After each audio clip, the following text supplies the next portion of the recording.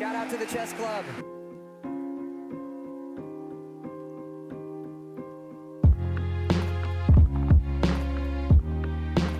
We're aiming for a controversial 7 out of 10. That's most definitely what's up.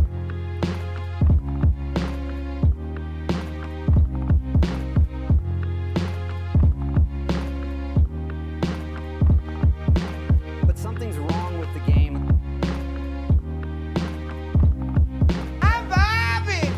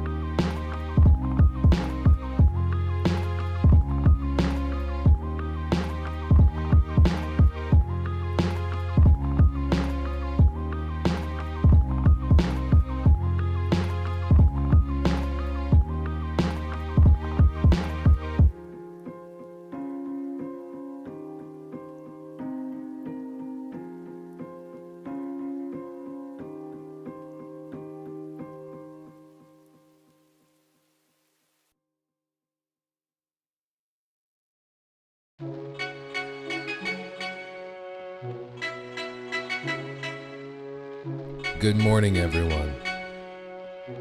The time has come. The time to vibe. I'm vibing. The time to know what's definitely up. That's most definitely what's up. And the time to shout out what's important. Shout out to the chess club. Let's rock and roll. Let's rock and roll. Oddly dramatic. Yeah, a little bit. How's everybody doing? Everybody rocking and rolling? Hopefully you are. I think I have like a pretty bad ear infection.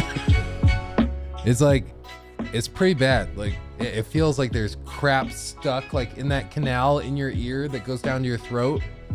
Feels like I got crap like stuck in there. I've had lots of ear infections through my life. It's always been a thing for me, but this one is particularly aggressive, and you can hear it in my voice and everything. It's bad. So we'll see how long I can go for today. Hopefully long. But I might have to bow out early to go to the urgent care place and see if they can get me some antibiotics to kick it. Ears are overrated, just use subtitles. Yeah. I've just been sick like for a month straight, and I'm sick of it. I'm sick and tired of being sick and tired. I'll tell you what. I'm gosh darn tired of it. I'll tell you what. So. See an ENT. Yeah, that's what I really need to do. But I think you got to make like an appointment and everything. I don't think you can just walk up. At least the urgent care, they can like look in my ear and be like, oh yeah, it's really inflamed. Looks like you have an ear infection. Go pick up the medicine at your pharmacy and you're on your way. Like that's what I'd like to just, because I'm pretty sure I know what it is. Like I'm pretty sure it's just an ear infection. But for me, like when I get an ear infection, it affects my voice. It affects my throat and everything. So I can't talk for as long, and that makes it so I can't stream as long. It's like a pretty disruptive thing.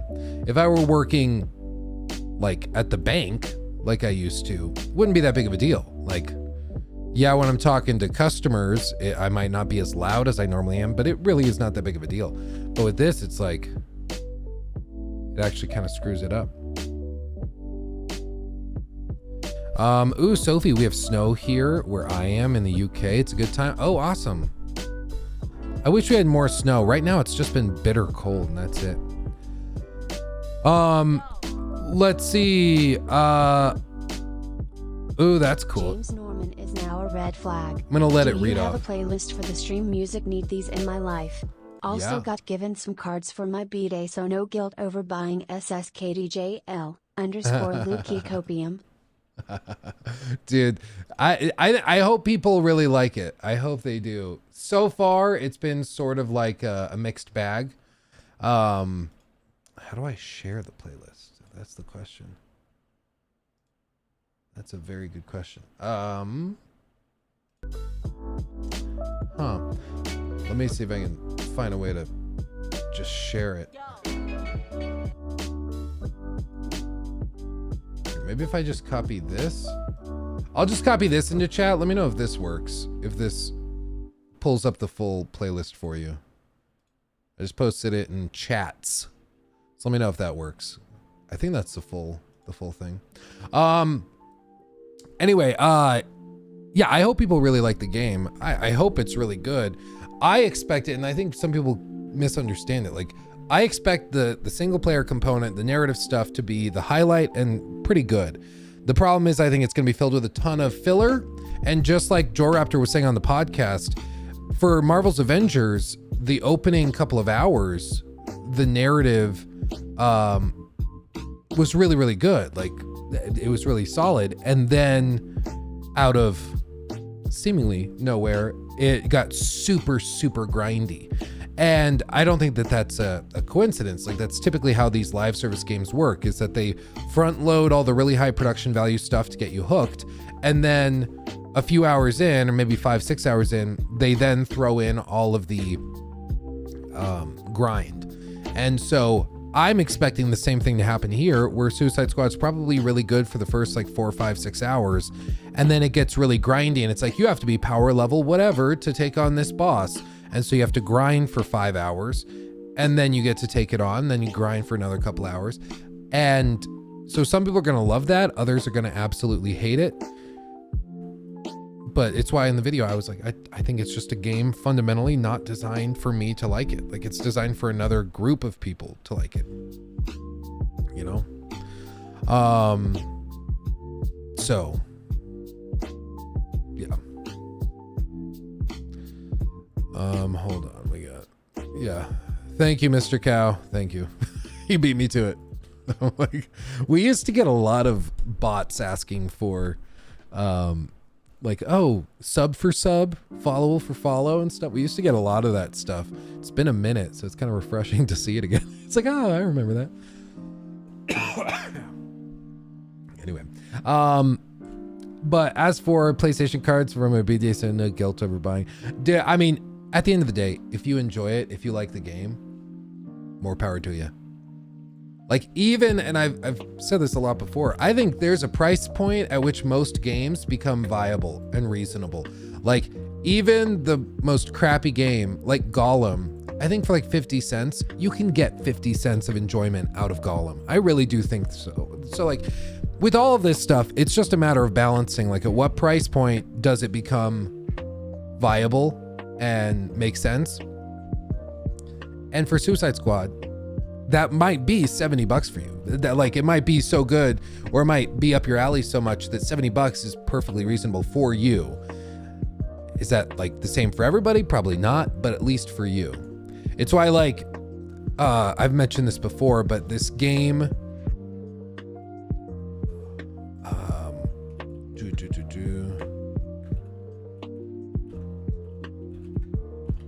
is it only or last? Another Brick in the Mall. Yeah, I just forgot what it was called. But this game, I've had a lot of fun with it, like a lot. It has a lot of problems. It's really, I mean, it kind of breaks sometimes, but honestly, it's just a game, like a sim game you can get on Steam where you just build a mall.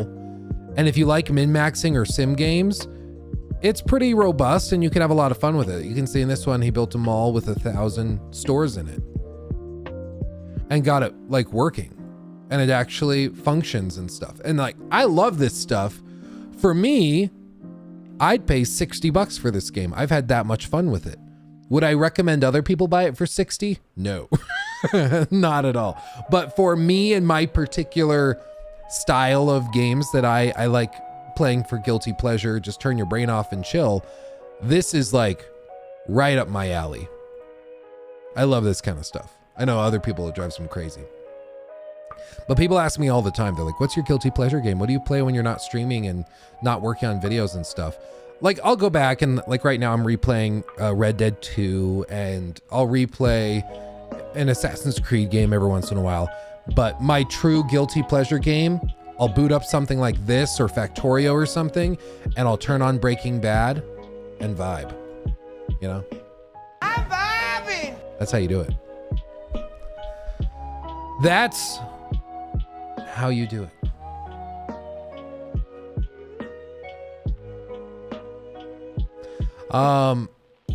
Have you seen the video about Assassin's Creed cutscenes evolving backwards? It's embarrassing. I have not, but that does sound interesting. I do think narratively they've kind of lost focus. Hair care routine, leave it alone. I don't know. Shampoo, conditioner, not a combo. Nikki taught me that. As a guy, I was like, no, you get the 2-in-1 shampoo conditioner. It's easy. One bottle, no problem. When I told her that when we first moved in together, she was horrified. You don't do that. That's not how that works. You can't just combine shampoo and conditioner. Shampoo is for stripping oils away. Conditioner is for adding oils back in. You put them together, it doesn't do anything. And I was like, when you put it like that, that actually makes a lot of sense. And so she forced me to change my ways. But I'm slowly getting shaggier and shaggier as time goes by. I mean, seriously, it's look all emo. Look all emo. It's a whole thing. The music's perfect for some AC Red leaks. Is there more leaks? Is there more stuff? What's the Dragon's Dogma 2 release date?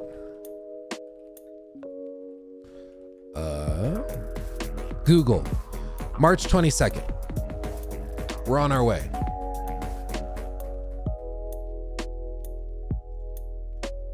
Rango, thank you for the 2. I just requested the day off for Dragon's Dogma 2. Yeah, like I was saying on the stream on Friday, I think that's a game that probably doesn't see a ton of success initially, But I do think like a week or two after launch, it'll start to really blow up everywhere. And it'll be because people start to see clips of it on like TikTok and stuff. And I think people are just going to start to lose it because it's going to look so cool.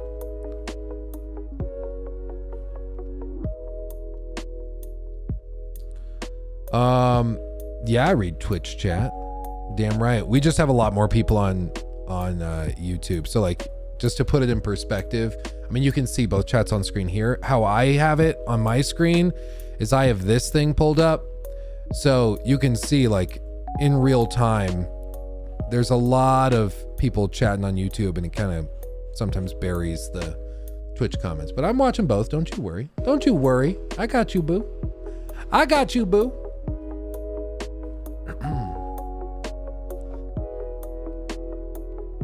Am I sick? Yeah, I think I have an ear infection. And so it's like draining from my ear into my throat, and it's making my throat turn into a poopy. Are you playing Suicide Squad on release? I hope to be playing it before release, but let's be honest, the odds of them sending a review code are pretty low. Let's just be honest. But we said the same thing about Starfield. Like Starfield, I'm still shocked they sent me a review code after I made all of those videos on like maintaining healthy skepticism, try to avoid hype. Hype makes you stupid. Available at LukeStevensTV.com. After all of that, I was like, this is very unlikely that they reach out. But sure enough, they did. They sent me that care package. They sent me this mouse that I use every day. They sent me a Stream Deck. They sent me a huge Starfield like bomber jacket, which I still don't know what I'm going to do with it. Maybe I should give it away to somebody. It's too big for me. It's like very large. It's a men's large, but it fits like a 2 or 3 XL. It's the whole thing. But I mean, shout out to them. They kind of welcomed detractors, to use a DSP term. They sent you the Todd Howard cutout. No, that would be freaking hilarious if they sent those out. Can you imagine if like Hideo Kojima for Death Stranding 2 sent out a cardboard cutout of himself to people? Can you imagine? That'd be amazing.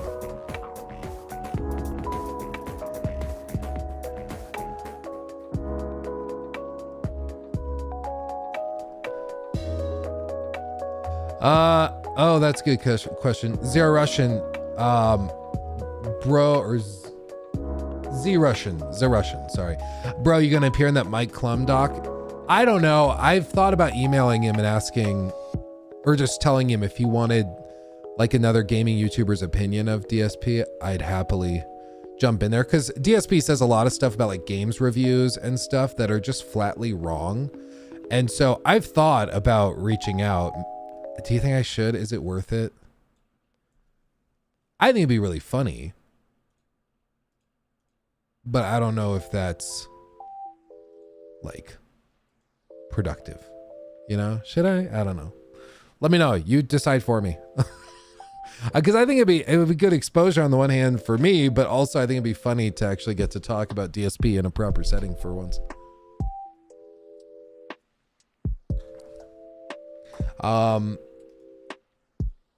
Let's see the next. Rango, Mr. Maddie and Juice said both think Fallout 3 and Oblivion remakes and remasters are coming this year. Thoughts? I have zero hope for either.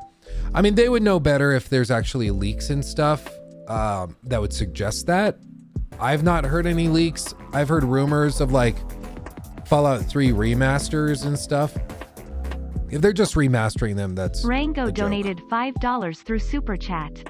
Mr. Matty and Juicehead both think Fallout 3 and Oblivion remakes, remasters are coming this year. Let's just do that. Thought? I have zero hope for either. Yeah, I if they just do like a Fallout 3 remaster, that's I think going to be very disappointing for people.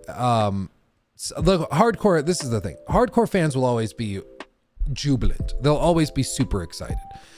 And they'll be fine. Just like with Starfield, when that game came out, all the hardcore fans thought it was a 10 out of 10. It's the people in the middle that you have to convince.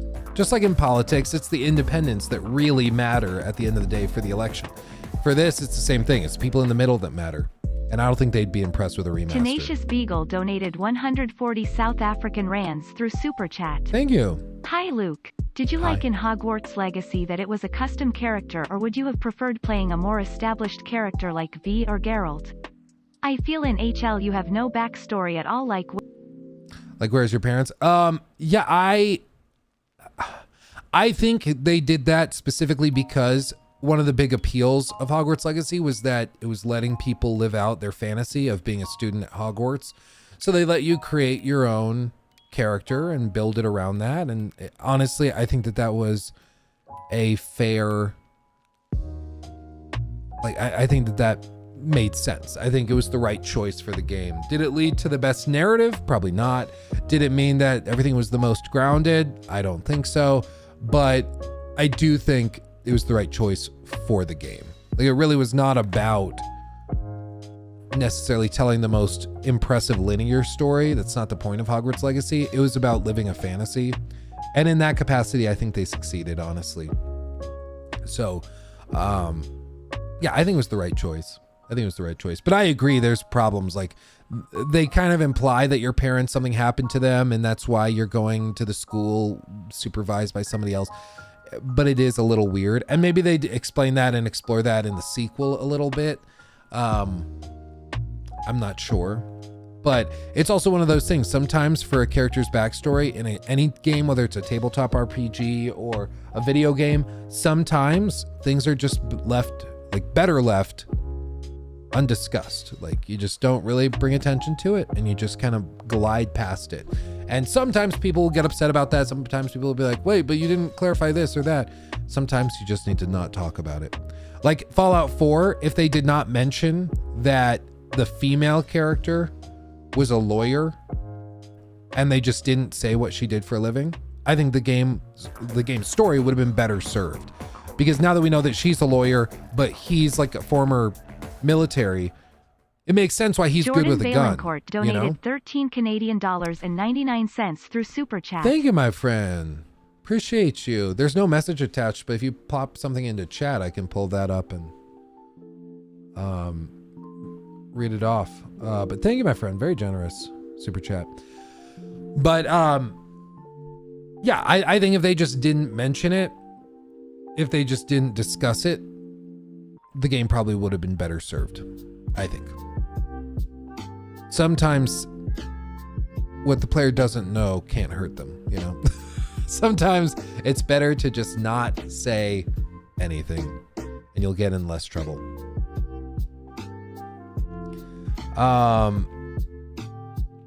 So, yeah.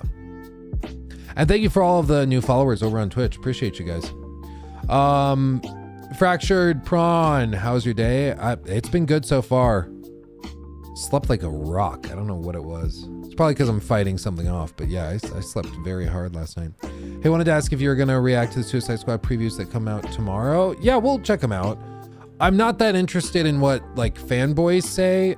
I'm more interested in what more impartial groups would say. But I did see Game Informer is going, and so I feel a little bit better there. It seems like they're doing the same thing they did with Hogwarts Legacy, where they're bringing fanboys in to try the game early and promote it. And that works when you're promoting from fans to fans. Like in Hogwarts Legacy with Harry Potter as the franchise, Harry Potter fans promoting the game to Harry Potter fans, that's a huge market. And it's probably not going to be that difficult to convince them. Whereas there's a lot of people already very skeptical and hesitant about Suicide Squad, so we'll see. I do think just the fact that the game graphically looks really good, it's probably still going to sell really well. But it's a live service game with 3 years of planned support, allegedly. At least 1 year that's actually being produced actively. And so I would expect that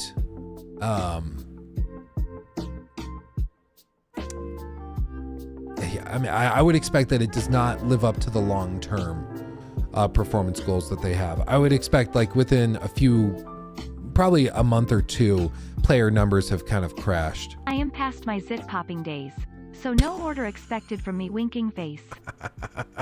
That's funny. Yeah, Holger, I thank you for the sub with Prime. And yeah, I think that's fair. I'm past my zip popping day. For anybody that's not aware, the way we've been describing Suicide Squad is that it's a game where you zip around popping purple pimples on massive things, and that is exactly what Suicide Squad is. So I feel you. I saw somebody ask, what are some games that you think have the best replayability? I think, for one, games like very rare games like Baldur's Gate 3 have crazy replayability. It's absolute madness, the level of variability that you can mess around with there. As for other games, personally, like Monster Hunter for me has like infinite replay value because it's just so many different builds. Just fighting all the different monsters over and over again is awesome. Something like that. I mean, I guess you'd have to say something like World of Warcraft because it's been around for decades. If you include all the expansions and stuff, you have to say World of Warcraft. So stuff like that. I mean, there's so many. Hitman 2, yeah, Hitman 2 is a really good one. Lots of variability there. Let's see. Zillion, yeah, a reliable Xbox leaker. Clibrel says big Xbox surprise is on the way. Bethesda exec says unannounced game is coming this year. Yeah, well, the one thing from Bethesda Softworks / ZeniMax that's been totally off the record has been the next big MMO from the team working over at ZeniMax Online. Allegedly, they've been working on something for like years and years and years and years. And a lot of people think it might be like an actual Fallout MMO. People think maybe it's a new IP or something. Maybe it's something tied with like Wolfenstein or who knows. But allegedly, they've been working on something. They've hired people and been working on this for years and years and years and years, and we've never seen it. So maybe they do a sudden surprise MMO launch this year. That could be crazy. So who knows? I mean, but I do agree there's going to be some Xbox event. Probably, I think they were saying like between the 21st and the 26th or something. So maybe the 25th. Yeah, maybe like the 23rd or 25th or something. And I also would not be surprised at all if I wouldn't be surprised at all if they also have a shadow drop game. Just something that's like, and it's available today. Because that went so well last year. I don't know why they wouldn't bother. They gotta. What game am I hyped for in 24? I'm really excited to see what AC Red looks like. But probably the game I think will be potentially the best is probably Star Wars Outlaws. I think that game looks pretty fantastic. They have to live up to what they showed off in the trailers, but like if they can live up to what they showed off, that game I think is going to be a huge hit this year. Like if it's as good as the trailers made it look, it could be this year's Hogwarts Legacy. Just selling ridiculously well.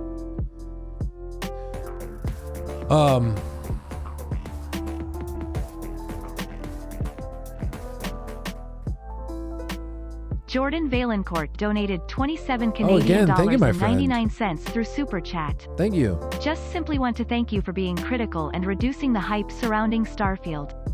Because my expectations were pretty low, now I get to enjoy this game 100%. I appreciate you saying that. And I mean, yeah, it's just, I think now you're seeing the long-lasting effects of hype coming crashing down.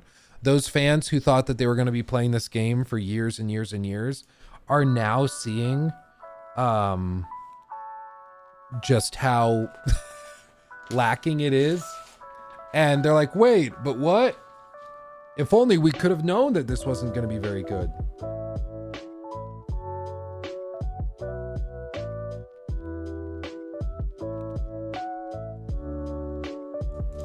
It's like, I told you. I tried to tell you. didn't want to listen because you wanted to be hype. But what are you gonna do? Oh, you think it's a brand new sci-fi and they're hiring a bunch of engine engineers? Interesting, Zillion. That's interesting. Ghost Doom over on Twitch. Yeah, that's true. But like with Gotham Knights, the previews came out like a week or a couple of days before the game, and we know how that went. So since these are coming out much earlier, just like Gotham Knights, they also brought IGN, Game Informer, and stuff. So it's not just people who like the game who they brought for Suicide Squad. At least that's what I think.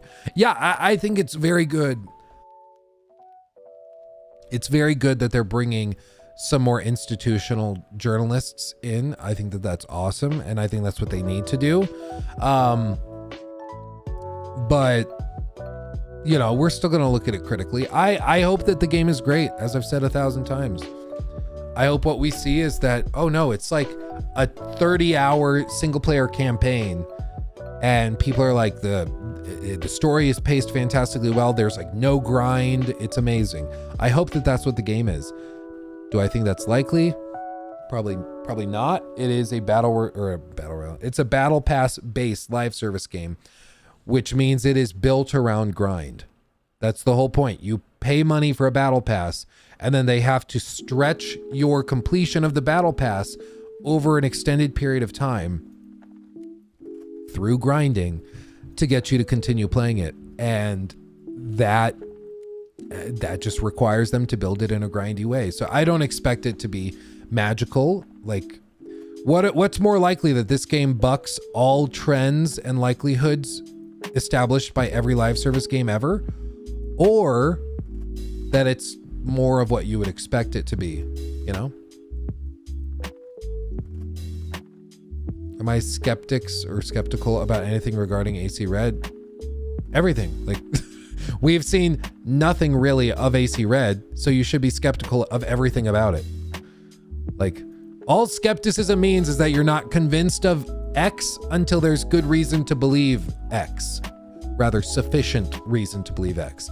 So if you're telling me I should pre-order AC Red or get hyped for it, you need to demonstrate to me why that should be the case. And right now, all we have is a name, like a few seconds of footage, and then some like leaks over potential protagonists.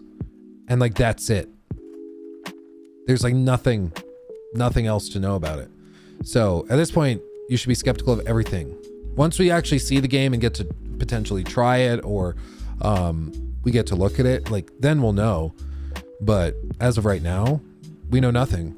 We could get the game and it's a gacha mobile game. Like, okay, it's extremely unlikely that's the case, but we just don't know. We don't know what we don't know. Wasn't there something about it being larger than Valhalla? That type of marketing line is so flimsy. It doesn't really mean anything. Like, you can say Cyberpunk is way, or I guess you could say Starfield is way bigger than Fallout 4. And it's like, yeah, but are players going to be playing it more than Fallout 4 or more than Skyrim? Even though it's bigger than Skyrim by certain metrics, are players going to play it more than those games? Probably not. So, you know, it's kind of a useless thing to be like, it's the biggest game we've ever made. It's the same thing with Apple being like, it's the best iPhone we've ever made. The Tim Cook line, it's the best device we've ever made. You're like, I would hope so. It's worse than the thing we did last year. Can you imagine? Like, of course they're gonna say that.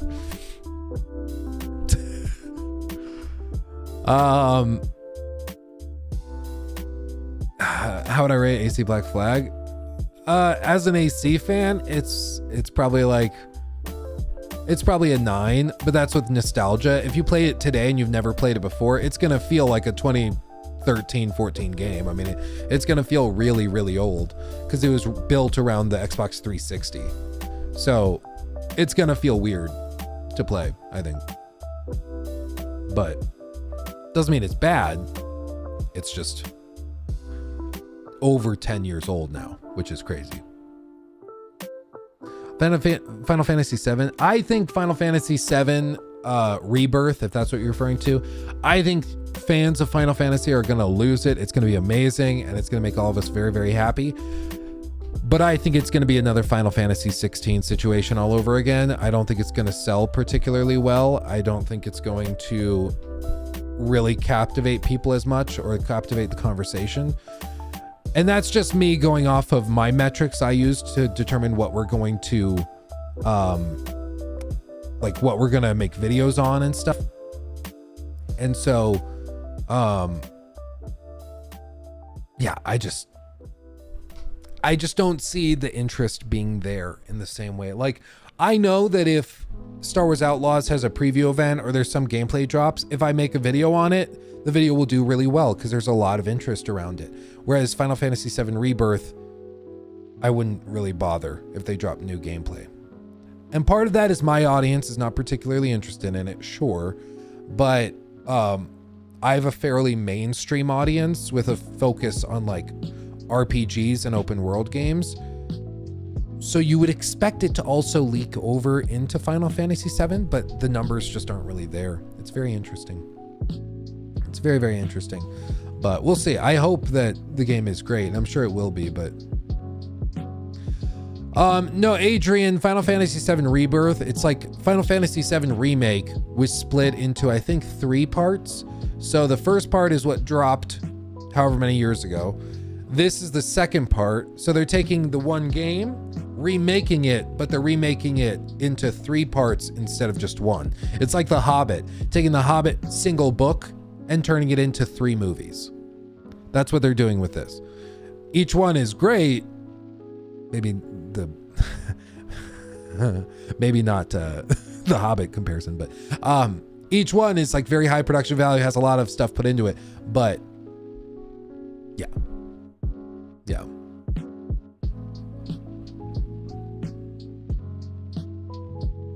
it's confusing, I grant you.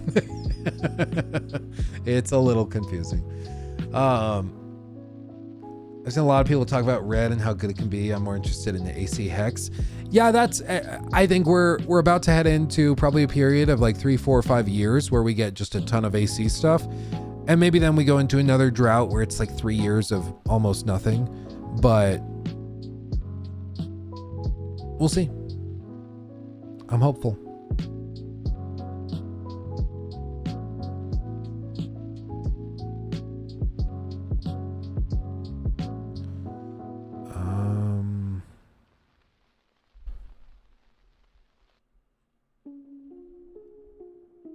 Okay. Did you consider reviewing retro games from the PS1 and PS2 era? I've considered it. People have asked about it. I just know it would perform very, very poorly on the channel, so it's really hard to justify. And on YouTube nowadays, if you have one video that bombs, it can affect your channel for like a month or 2 months. Like, it can be a serious, serious problem. So it's just hard to justify like making a video in a way that I know is not going to perform well. Even if like I would love to go back and do videos on like the original Red Faction. I'd love to go back and do that because I think that that game is like very foundational to how gaming evolved over the next couple of decades. But I know that that game or that video would tank. But that's a nice thing. Exactly. That's a nice thing about this particular channel, the Luke Siemens Live channel, is that we can experiment with that stuff that might not do as well elsewhere. We can put on here and I'm not too stressed about it, which is nice.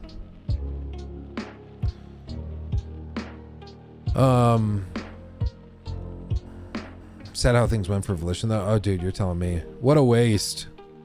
What a waste. But it really does go to show you that these games are made by people, not by companies.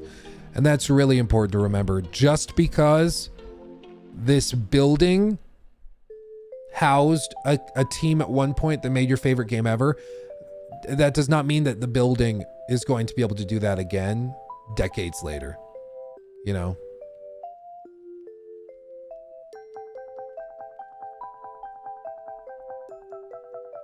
Yeah, Red Faction. Yeah, it just collapsed. It's so sad. So much potential in that franchise, I'll tell you what.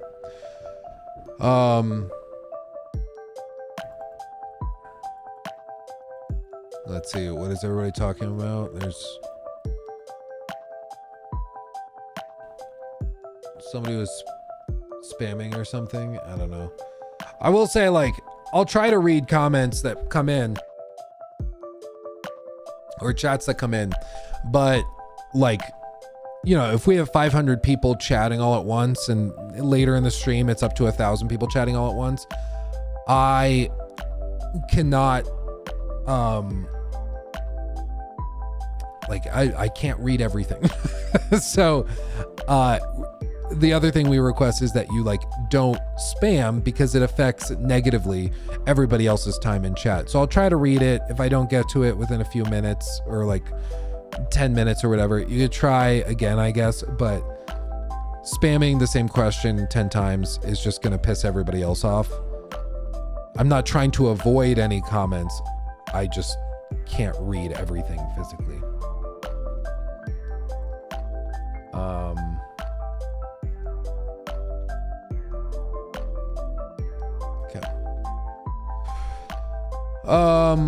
Let's see.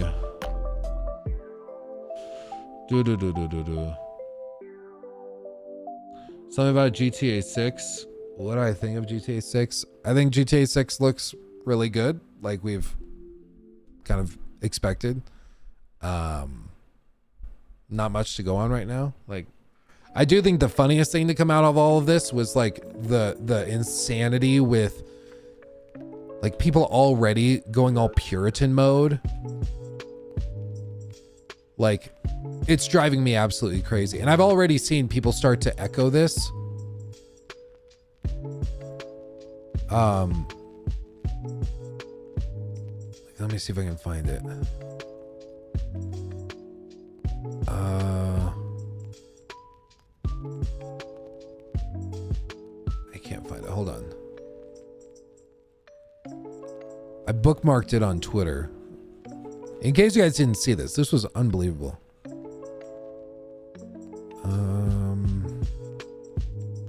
Here it is. Like, this was probably the stupidest thing I've seen in a minute, okay? But this is what GTA 6 is going to do to people, okay? Just buckle up. But here's my thing. When I play GTA, okay, you are running around punching and beating people and shooting people and stealing cars.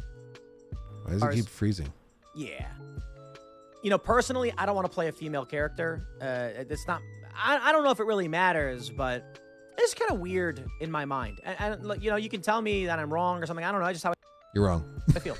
Like, this lady is going to run up to a random guy in the street and punch him, and he's going to go down. Nah, come on. Yo, if your average woman ran up to your average guy and swung a fist at him, it's not going to hurt him. That word average is doing a lot of work. You're talking about like a straight up Bonnie and Clyde situation. That's the whole premise of the game. And you're also talking about a game in which characters pull out like bazookas from an invisible backpack and like can walk. I've said this before. They can walk into an airport and just hop into a 747 and take off. Like, it's not a big deal. Like, no part of this is based in reality. It's like meant to kind of resemble reality for the sake of having a fun time in a game and living out crazy escapism from reality, you know, fantasies. But no part of this is actually realistic. I mean, it may hurt a little bit, but it's not going to like put him down. And then, so my point was like, okay, so you play as this character, you run up and punch a random guy, and then he just clocks you in the face one time. You go down wasted. You lose all your HP instantly, and then you wake up outside. There's also something really funny about like older people referring to video games and trying to sound like they know what they're talking about. It's really funny when they're like, yeah, and then you lose your HP points. And yeah, it's just funny. Like, I don't think anybody's calling it HP when you get downed in GTA. It's just funny. Like, it's those little bitty things that just don't sound quite right. Inside the hospital. But here's my... So, yeah. This whole thing is just cringe as hell. And I've had people reach out to this. We had, you know, a regular on stream ask me, And I made like a TikTok out of it and YouTube short responding to it. Because basically the question was just, hey, some people are kind of already freaking out being like, oh, GTA 6 looks woke because you'll play as a woman. And they're saying that the game will therefore be bad because you go woke, you go broke or whatever.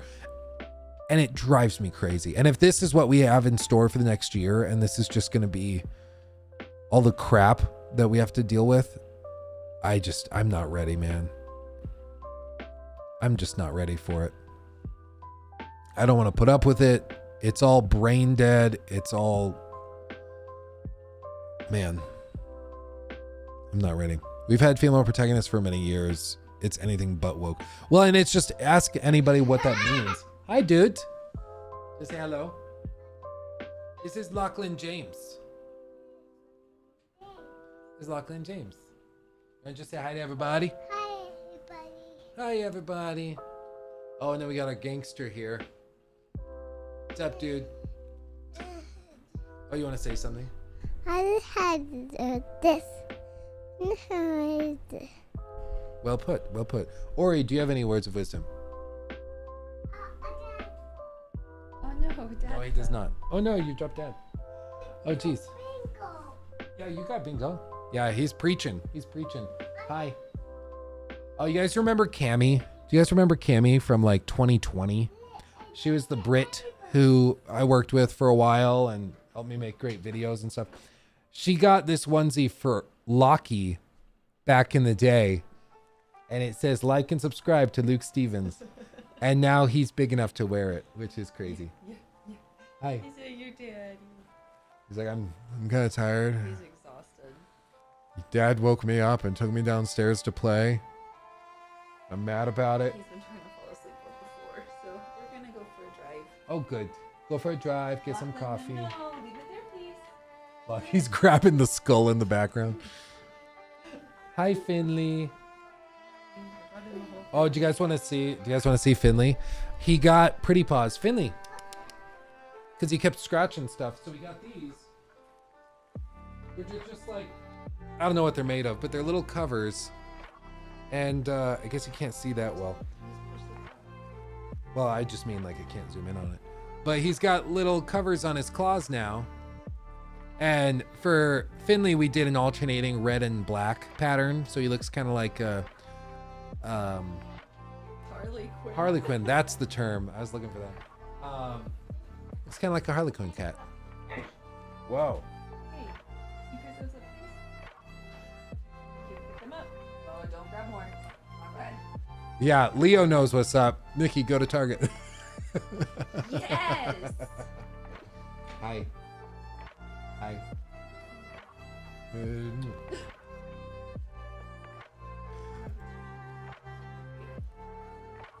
I love you too. Have a safe drive. Oh, you gonna go get coffee? Yeah, let's go get some coffee. Oh, I just made a mistake. I pet Finley and I just scratched my eye. Oh no.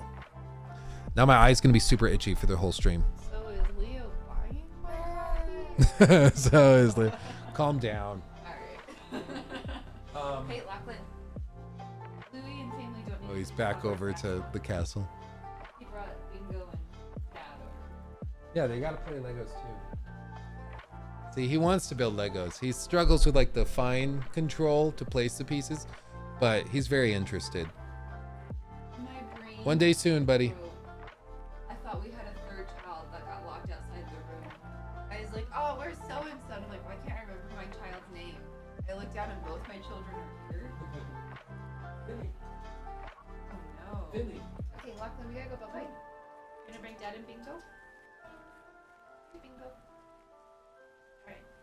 Say bye, everybody. We accidentally brought chaos to Dada's stream, so we gotta get out of here. Okay, come on, baby. See ya. Bye, everybody. See you later. Come on, Lachlan. Go fun with Mama. Come on, baby. Go fun with Mama. Go bye-bye. Oh, babes. Good job. Good job, buddy. Alright, see you later. See you in a bit. Jeez. They're cute, aren't they? Jeez. Goodness gracious. And then meanwhile the cats are begging for more food. Because so Dad, since you're walking around, do you think maybe we could get a little bit of extra food maybe? Oh man. Oh man. What's up, Luke? Are you watching the Sony press conference at CES tonight? Oh, what time is it? What time is it at? Because maybe that's where they announced the PlayStation 5 Pro. Let's see, it's January 8th at 8 p.m. Eastern. So that's about 6 p.m. here. That could be cool. Let's see, last year Sony didn't mention TVs at all, saving that for an event in March. Yeah.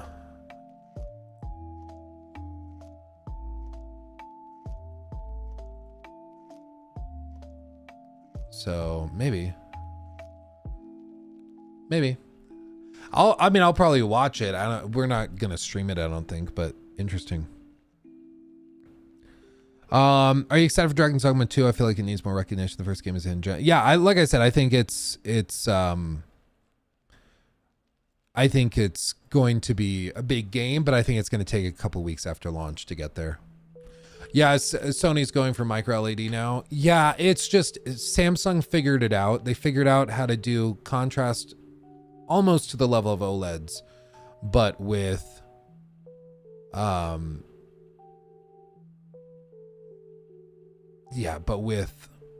the crazy brightness of all their other games or all of their other panels and stuff. So it's just the best of both worlds. So for most regular people situations, Samsung's with the brightness that they offer is just going to beat out a lot of other TVs. If you have a dark room, if you got like it in a basement, yeah, LG or Sony OLED is going to be better. And probably more accurate if you're like a cinephile. But for most people who are putting a TV in their living room, it's more about brightness, and Samsung just dominates that category. So if Sony can figure that out, how to compete there, that'd be great. Competition's always good, ladies and gents. Do you play any VR games? Yeah, I got my Quest 3 charging right there. I've been playing that, whatever it is, Wrath of Asgard 2, I think. That one's good. That's that crazy RPG that got like 10 out of 10 scores everywhere, and it comes free with the MetaQuest 3. It's fantastic. It's fantastic. I also saw this. I'm sorry, this is one of the funniest things I've ever seen in my life. The Last of Us news, Pedro Pascal the GOAT on the red carpet at the Golden Globes, okay? And see, he's taking pictures with people. He's got like his, I'm assuming maybe spouse or agent or someone. He's got a couple people with him. And then I don't know if this is like a security guard. I have no idea. I don't really understand it, but he's walking around taking pictures. This shirt, I know he's famous and rich, so we're supposed to say that they always look fashionable. This is one of the most hideous things I've ever seen in my life. Look at all this. He's got like straight up pieces of white fluff sticking out of it. If I wore this, people would assume I escaped a psych ward. But if you're like a celebrity, people are like, wow, fashionable. It just looks insane to me.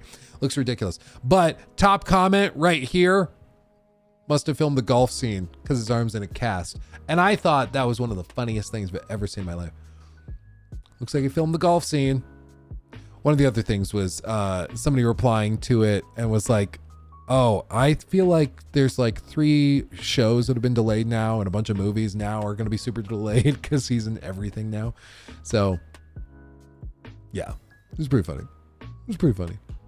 I love him, but this is horrible. Yeah, I just don't get it. But so much of like celebrity fashion is like that. It feels like they wear something just totally ridiculous, and everybody's just like, well, it looks horrible, but it's brave when the celebrity does it, you know?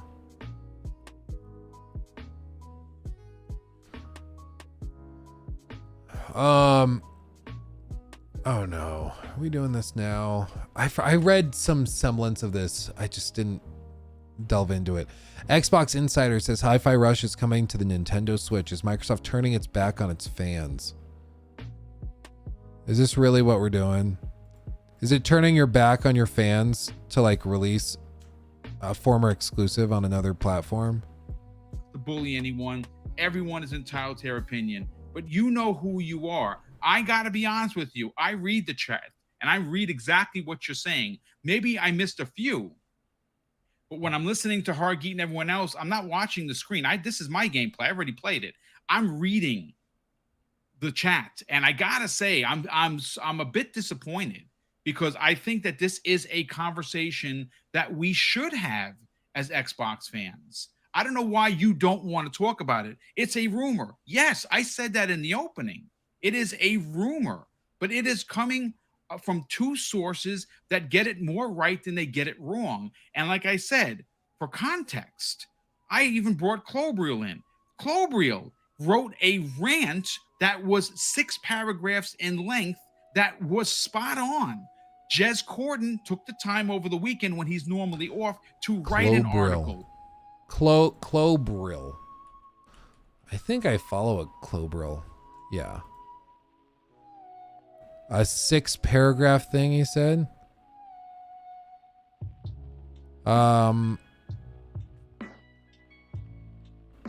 Okay. So Klobrille says, okay, this is in response to the rumors that they're bringing Hi-Fi Rush to the Switch. No one is saying you have to share or care for the concerns of Xbox fans have. That's totally fine, but there are logical reasons not everyone is happy with this direction, and that has nothing to do with the plastic box or console wars or whatever. I'm tired of reading this. If you think this is about the console, you don't understand anything. I guess at the outset, maybe before I read all this, I should just say my opinion. I think it depends when we're talking about this, what perspective you're taking. Microsoft's approach to gaming, love it or hate it, I'm just trying to tell you what it is because they've made this very clear to investors at least. Their approach is to approach it like they approach the Microsoft suite, like they approach all the other software cells. Microsoft at the end of the day is a software company and a software distribution company. That's where they make their money, is by getting software and then selling it and distributing it. They don't make their money from selling hardware. They don't make most of their money from selling consoles or anything. They make their money from distributing software. So they're taking the same approach with gaming, or at least they're starting to try to. That's what Game Pass is. The goal of Game Pass eventually is to have a platform where you can play games through their platform anywhere. So whether you're on an iPhone, Android phone, or a PC, a Mac, if you're playing on PlayStation or Switch, wherever, they want you to be able to play their games through their platform while paying them the money because they're a distributor at the end of the day. So this approach to start bringing some of these formerly exclusive games to other platforms, it perfectly lines up with their goal of being a distributor first and foremost. I understand why Xbox fans might not like it and why it might frustrate them in comparison to how Sony's been doing things. But when you look at it from the perspective of Microsoft's approach, hopefully you can understand why they're doing it. Is it like the best approach to win the console war? Maybe not, but I don't think Microsoft views this as a console war. Like, they view it as, we are a multi-trillion-dollar company and we're building a platform to distribute games that Sony can't even begin to approach and touch. So we're doing our thing. Sony will do their things. I just think they're approaching it totally differently. But let's see what else they're saying. Because everybody in here knows, I'm not really a console fanboy, so it's a little weird for me to try to put myself in that headspace. But let's see. A brand and investment in ecosystem is defined by its games, by its library, and the moment you bring experiences to competitors, you'll give up a bit of that identity, potentially piece by piece. You'll actively take away value reasons to get into that ecosystem in the first place. Again, the platform, the ecosystem is Game Pass and is Microsoft's game distribution. It's not a console. It's not playing on the Xbox app. It's playing their software, buying their software. And beyond that, bringing it to the Switch, if that ends up being what it is, I don't think Xbox really views the Switch as a competitor. Like, I think Nintendo has always been in this weird place where they kind of sit on the outside, and a lot of people are going to have their Switch and they're going to have their PlayStation, or they're going to have their Switch and their Xbox, or Switch and PC, but it doesn't really overlap. Like for most of gaming history, at least over the last like 20 years, it feels like Xbox is here, PlayStation is here. There's this like middle area. Maybe we also put in PC. Maybe we just say like PC is also kind of in here. And then Switch is, I don't even know how you do it, but it just feels like the Switch is over here. And like the Wii and Wii U are over here. Like it's just its own thing. Because a lot of people feel like they have to either buy their PC, and that could be their main platform, or their PlayStation, or their Xbox. And it's like, maybe sometimes there's overlap. Maybe some people own all three. Maybe some people own just like an Xbox and PlayStation. Other people might own both of these or whatever. There's a little bit of overlap here and there, but Nintendo has always just kind of been on the outside doing their own thing. And it doesn't really come into the equation that if you have a Switch, you're giving up one of the others. It doesn't really feel like a direct competitor. So I'm not sure if I agree that it's a strict competitor from their perspective. From here, it snowballs.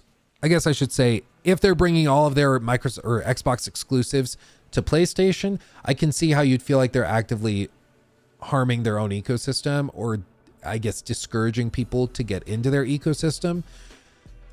And that's true. They aren't going to buy an Xbox, but it still follows in line with their overall strategy, which is to just sell and distribute software. Like, that's all they're trying to do. You should do a poll of what? What do you mean? A poll of like what platform or what consoles people have?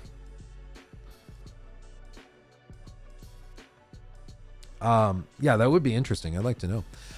Let's see. From here, snowballs. You take away reasons to get into the ecosystem. Your ecosystem potentially shrinks. Your ecosystem potentially receives less third-party support, and suddenly you, as an Xbox gamer, are directly affected by these decisions. You'll ignite discussions when first-party game XY is coming to the competition. You'll inevitably hurt the value of your own brand. Such moves directly contradict some of the statements you as a company made in the past. Some of that is already happening today.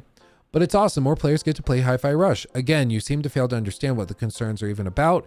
Of course, more players are playing the games is awesome. Anyone would agree with this. What even is this kind of argument? It also would be awesome if players get to play Helldivers, Splatoon, God of War, or Mario. That's an obvious non-statement applicable to literally every game ever, big or small, but there are good reasons none of these games are on Xbox. The point is, this is a one-way street. You won't see Nintendo or Sony experiences on Xbox devices or service, period. You can cannibalize something that is unique to Xbox for more sales. Yes, you get more money short-term, but you lose other values, which cannot easily be attached to numbers. I think all of this, though, is almost like immediately knocked out when you consider that PlayStation has been doing this very same thing by bringing their games to PC, granted, years after the fact. Sometimes 1 year, sometimes multiple years after the fact, but they've started bringing it to PC to broaden the pool of players. And yes, there's been a lot of PlayStation fanboys that have been pissed about it, but it seems to have been largely good for the PlayStation business. Like, not only are they selling more copies of these individual games, but they're also like growing the fan base of those games. And because they're coming later, like a year after launch, it encourages those players, if they like play God of War on PC, which a great example, Jacob, Mr. Cow in chat right now, my editor, he just started playing God of War on PC. He's loving it so much, he's actively considering getting a PlayStation 5 just to play Ragnarok. Like, that is exactly the goal of it, to get you to buy it on PC and then bring you into the ecosystem. Like that's how it works.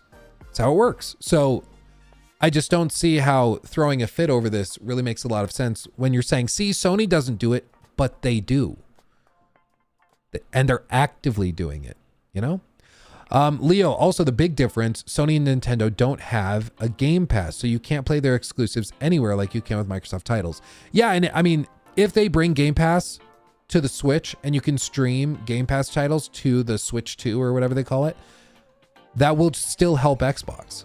Because again, it's not about hardware. It's not about playing with the Xbox controller. It's about distributing software. That's the whole point of their business. And if you're like, well, I don't think that that's sustainable. I don't think that that could work. I don't think. We're talking about Microsoft. Microsoft. A multi-trillion. Pretty sure multi, right? I think it's like a $2 trillion company. Market cap. Yeah, almost 3 trillion. $2.76 trillion. They are a multi-trillion dollar company. I think they know what they're doing. I'm sorry, Mr. Guy on Twitter. I don't think you know how the business model is viable. You know? Xbox has to learn to play hardball. Good guys don't always win, sadly. Yeah, I mean, I agree. And I would say that's why they've spent, at this point, what, $80 billion all told on acquisitions in the last decade? Like, they're going hard. They're going hard. And we're barely seeing the benefits of all of this. Like, it's going to be probably another 3, 4, 5 years before we really start to see the benefits of, like, buying Activision. You know? It's going to be a while. Stefan Constantine 14 months. Is now a red flag. Oh, baby. Would it make sense as an ultimate accessibility feature to make a game play itself in a linear fashion? Flu would do it well since it looks filmic. I mean, it's an interesting idea. Like, basically, you mean would it make sense to have a mode where it's like the play for me when you select difficulty? If it's like play for me difficulty, and you toggle that, and then you can just like sit back and watch the game play itself. I'm not opposed to it. I think that could be really cool. You can even put like a watermark on screen, so if people are watching a streamer do it, they understand like, oh, the game is playing itself right now. Not a bad idea. I know some people that might like to try that. Or like, say you're playing a game that has a really stressful, scary bit, you could like toggle that switch and the game plays itself through that really scary bit, or really difficult bit. I could see players using that. It's basically like watching a walkthrough, but you're able to like switch it off and then pick up the controller again. Like, I know people that would be really interested in playing like The Last of Us, but they don't, like, there's certain chapters or parts of the game that are really, really difficult, so they'd be stressed out trying to get through it themselves. So I could see that being a thing. Yeah, that's food mode. Exactly, Quiet Pilot. Yeah, it's basically food mode.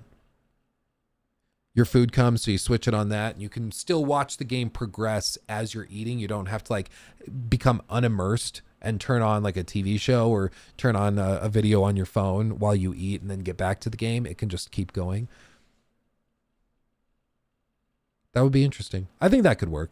I think that could totally work. I could see that. Let's see. Let's see. There are too many cooks in the kitchen at Xbox, and Xbox wants to cook everywhere these days.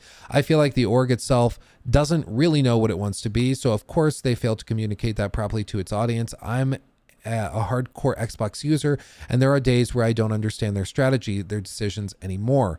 If I don't understand how can they expect 2 billion of gamers to understand them? Xbox already is both first and third-party publisher today, and I think people will need to get used to the latter becoming even more prominent at Xbox. If you try to serve everyone, you'll end up serving no one. At the end of the day, this is still just a rumor. Xbox hasn't done anything yet, so all of this is just talk. All of this talk is just theoretical. Just to keep that in mind, I know some very amazing things happening to Xbox users this year, including one larger surprise. The biggest challenge Xbox faces is themselves. I think respectfully, Clobril, I read this as just a fundamental misunderstanding of what Xbox is trying to do. They are not approaching, and they've made this painfully clear to investors, they're not approaching the gaming industry or market in any sort of similar way to how Sony has approached it or other studios and publishers have approached it, because they've lost that fight time and time and time again. Like, they've shown that they just can't really compete with PlayStation, at least in the near term. PlayStation just has it figured out already, and they've got a ways to go before they can figure it out.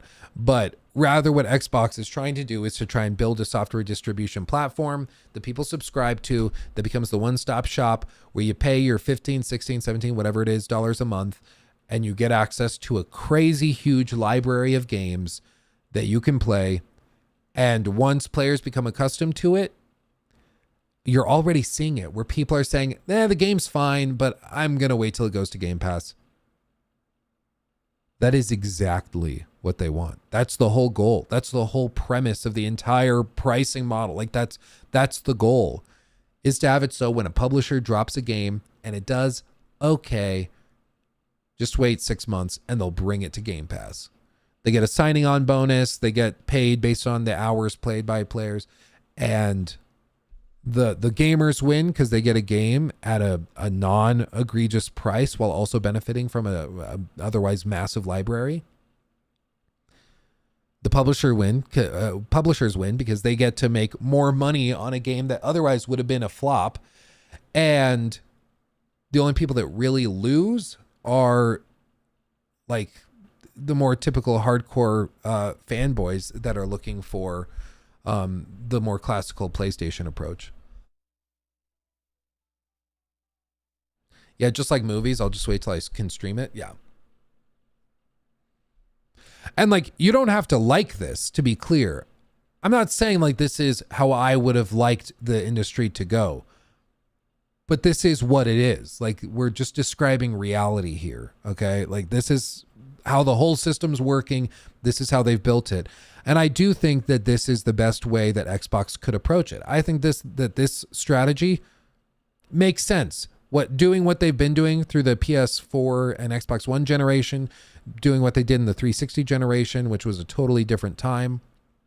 It's just shown time and time again that I don't think that they can really compete with PlayStation at their own game. So they've made their own game. They just created their own thing. And it seems to be working for them. But players need to stop thinking about this in the same way that they've thought about gaming for the last decade, which is like, wait, but you're going to take your exclusive game and then put it on the Switch? That's crazy. For one, PlayStation's been doing that, so it's obviously not that crazy if you're going to try to do the console fanboy thing. But also, like, this is the point. The whole point is to get people to buy software at the end of the day. And if Microsoft owns an ocean of content and can sell it to players in various platforms, that serves their means. Like, that's the whole point. That's the whole point. Would this decrease the AAA stinkers? I think the goal is that this would change it. And Phil Spencer actually had a really good breakdown of this that came out during the FTC hearings, where he said the gaming industry went through a pretty transformational phase about 5 years ago, as digital copies of games started to spike in popularity, as games and the cost to produce them started skyrocketing, and as subscription models became a mainstay. A lot of big publishers realized that their margins were shrinking. So what they did is, instead of trying to produce a bunch of smaller AA sized games, hoping that those would be successful, they went and they tried to invest all of their money into singular massive titles, hoping that those would blow up and make hundreds of millions of dollars in profit, making up for all of the hundreds of millions they spent developing it. A great example, there's actually a handful of these flopping, but probably a very good recent example that might be memorable would be a little game that you might have heard of from Square Enix, Forspoken. This game was developed with tens upon tens, hundreds of millions of dollars, especially when you factor in marketing. Millions and millions and millions of dollars poured into it. And as we know, it was a total flop, lost ridiculous amounts of money. And it's because like investing crazy heavily in big AAA games or quadruple A games can work if the game ends up being popular and a hit. If you spend all that money developing Elden Ring 2, it's probably going to be good and the game's probably going to make stupid amounts of money. But when you put it with an inexperienced team, or you put it on a new IP, or you have crappy writing that ends up just tanking the game in the public sphere, you're going to be screwed. And that's what they learned with Forspoken, is like it just ended up hemorrhaging money in every facet. Another example would be, say it with me now. Say it with me now. You guys know where we're going. You guys know what's happening. I sure do. Sure do. Saints Row. They spent millions and millions and millions and millions and millions of dollars rebooting this franchise, expecting it to be the saving grace for Volition. It was going to be their big comeback. It was going to make them tons of money, and this was going to justify the studio being silent for a good long while. And it ended up flopping. So it's super high risk, very high reward if it works out. Same with live service games. Now, what is one of the giveaways for when people get into a high risk, high reward mindset? Usually is an indication of desperation, right? You see this in individuals, and you also see it in companies and businesses. When individuals become really desperate, you start to see them maybe take extreme risks they wouldn't otherwise take. They might go and take the last $500 that they have and they bet it on black, hoping that it can make enough money to pay off the loan shark. You know, they might go and go crazy trying to overwork themselves or push themselves to try and get the promotion or whatever. Like, you start to see this all the time. When people get desperate, they seek out the high risk, high reward thing.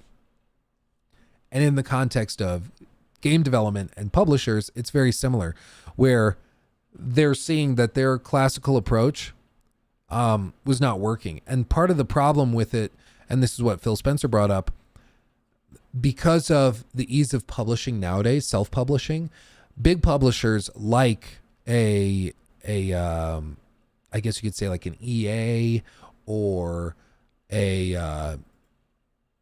like a Take-Two or some of these other companies that used to publish third-party games all the time, they're not having these small indie developers approach them anymore. And they're not willing to give up half of their sales forever to get fronted the money for development, because there's a lot of independent investors looking to get into game investing. And then there's also self-publishing, which is more viable than ever. So they don't have to rely on those people anymore. So the publishers are like, well, we're not making money on those little indie games and the AA games that we used to publish all the time. So I guess we have to start making our own games and going for the high risk, high reward thing to keep afloat. And that's what they started doing. And when it flops, it flops really badly, as we've seen in the last year with some of these huge titles that go nowhere and lose tons of money. And so with a Game Pass type of pricing model, this harms third-party publishers even more, which is good for indie devs, because the indie devs can approach Xbox and get their game on Game Pass day one, and it could be remarkably popular. We've also seen a lot of games end up on Game Pass that wouldn't otherwise have ever seen the light of day. Probably the best example of this was Pentiment, which came from Obsidian. And this game, rave reviews. Overwhelmingly positive, 10 out of 10s from all sorts of journalists. And this is a game that never would have seen the light of day if it was being published normally, because it's just not the kind of game that would normally sell very well. But on a Game Pass, it can find success because people see this and it's like the art style, the design of the game, it's just not going to be the type of game people are going to front $20-$30 for. But if they can try it at no added cost, they'll try it. And then they see all the rave reviews and they're like, actually, this is really good. This is really good. So they end up trying it and they end up agreeing that it's a 10 out of 10 and it's amazing and they end up loving it. But this is a kind of game that never would have existed otherwise. And so it's just a great example of one of the strengths of something like a Game Pass that can benefit one party and totally screw over another. But this is business. This is how the world works. Like something that really helps this group screws over this group. And that's just how it is. There's no such thing as a win-win-win situation in business.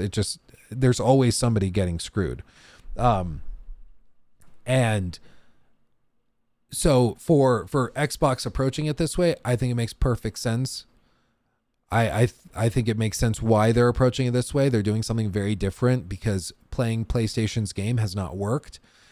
And people like Clobril making those big long posts upset that they're potentially bringing Hi-Fi Rush to Switch. I think they just fundamentally misunderstand Xbox's new approach to the industry, which is to distribute software full stop. And if that means they bring Call of Duty games to PlayStation for $70 a pop, or you can play it on Game Pass day one at no added charge. That makes perfect sense. That makes perfect sense. I just think a lot of Xbox fans are finally in the position where like Xbox is buying and making all these games that are actually like Hi-Fi Rush, really well reviewed, very popular. People loved it. And then Xbox is taking that and distributing it. And they're like, no, we have our big exclusive. We have a popular, highly reviewed exclusive. Keep it exclusive. Screw those other players. They need to buy into the ecosystem. They have to feel what we've felt for a decade while Sony and Nintendo had these amazing games that we couldn't play. And it's just, that's not how it's going to work. It's not Microsoft's game. They're not trying to play the PlayStation game. They're not trying to play the Switch game, the Nintendo game. They're doing their own thing. You know? And I think it's going to work. I really do. I mean, it's already, I feel, working. I think it's pretty clear that it's working.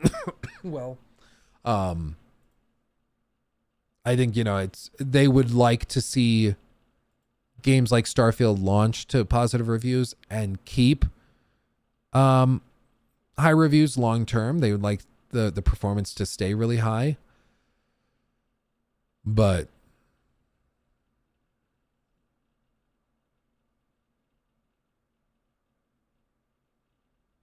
we shall see. I have to close down the Saints Row video. I don't want to see that anymore. Oh, man.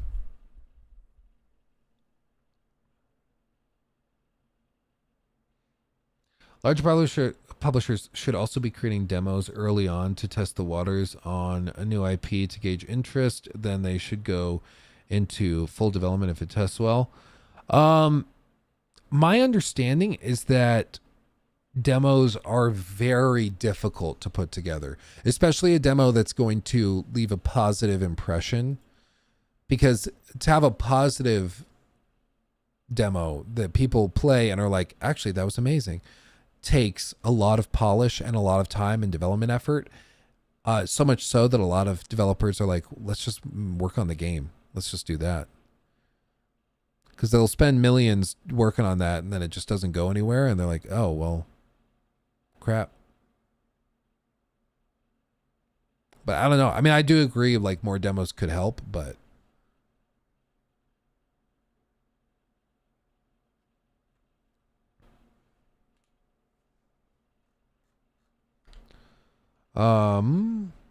Microsoft Business is going to be a roller coaster, either hitting highs or plummeting. I don't know if they will ever be able to keep players sub to Game Pass in the long run. I think it's all just long-term plays. The goal is to get people so used to Game Pass that they don't realize over the course of the next 5 years that they are relying on it almost exclusively if they're an Xbox player or a PC player. So, like, what was the thing? I mean, it's kind of the Netflix situation where they just want you to subscribe to Netflix so long that living without a Netflix subscription seems crazy. It seems like, what would I watch? Like, I don't have a Netflix subscription. I don't do it. And when I told somebody over the holidays, I was like, no, I don't have Netflix. No. they were like genuinely shocked. Like, well, like, what do you watch? They were genuinely surprised. Like, well, how do you entertain yourself without Netflix? They just seriously did not understand how you could be entertained without it. And that is exactly what Microsoft wants to happen with Game Pass. It might sound crazy now, but I think they'll get there. I think they're already getting there, really, with some of their hardest core fans. So it's just a matter of time.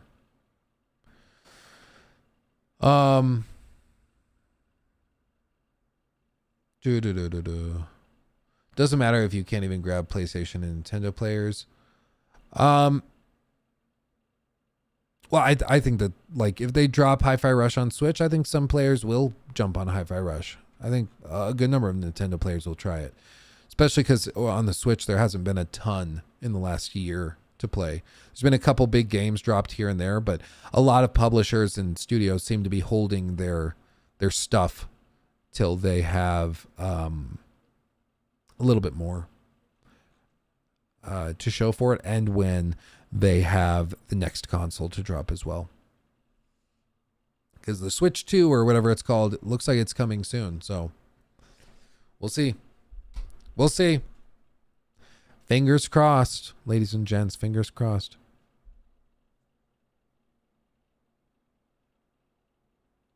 Streaming is the worst thing to happen to TV and movies. So many mediocre movies now. I mean, I think there were always mediocre movies, like always streaming on the Hallmark Channel and stuff. I just think now they're very visible. Like, my frustration with streaming is that, like, the promise of streaming was that it was going to be the evolution of entertainment, that you were going to have platforms like Netflix where you pay one subscription and it has everything, and then, you know, everybody's happy because you're paying $10 a month instead of $100 for cable. And now everything's just fractured, and so now you need 15 different subscriptions to be able to play or watch everything you want to watch. And it's like, okay, so this is just worse. It's just more complicated. And in some cases, for some people, depending on what you watch and what entertains you, you end up spending way more money on all that stuff. You know? So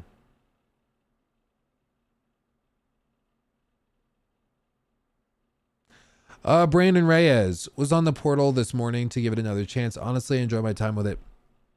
My fiance works from home and I can chill in her office with her while running some UFC 5.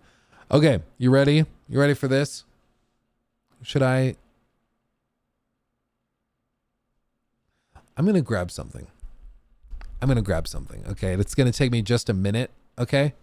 I'm going to grab something because I want to talk about it, and I was going to wait to talk about it till I had a little bit more time with the thing, but I think, you know what, I can talk about it now. So in the meantime, while I grab that, I just have to run all the way to the top floor to grab it.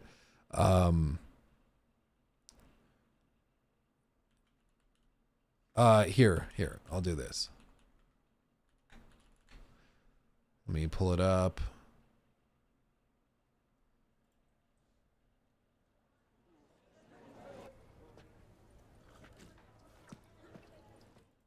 Come on.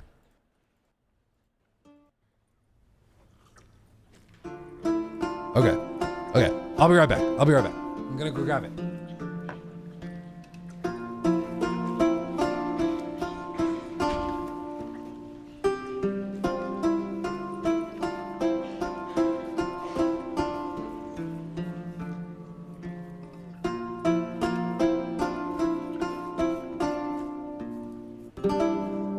These scars long have yearned for your tender caress, to bind our fortunes. Damn what the stars are. Rend my heart open, then your love profess, a winding, weaving fate to which we both atone. You flee, my dream come the morning, your scent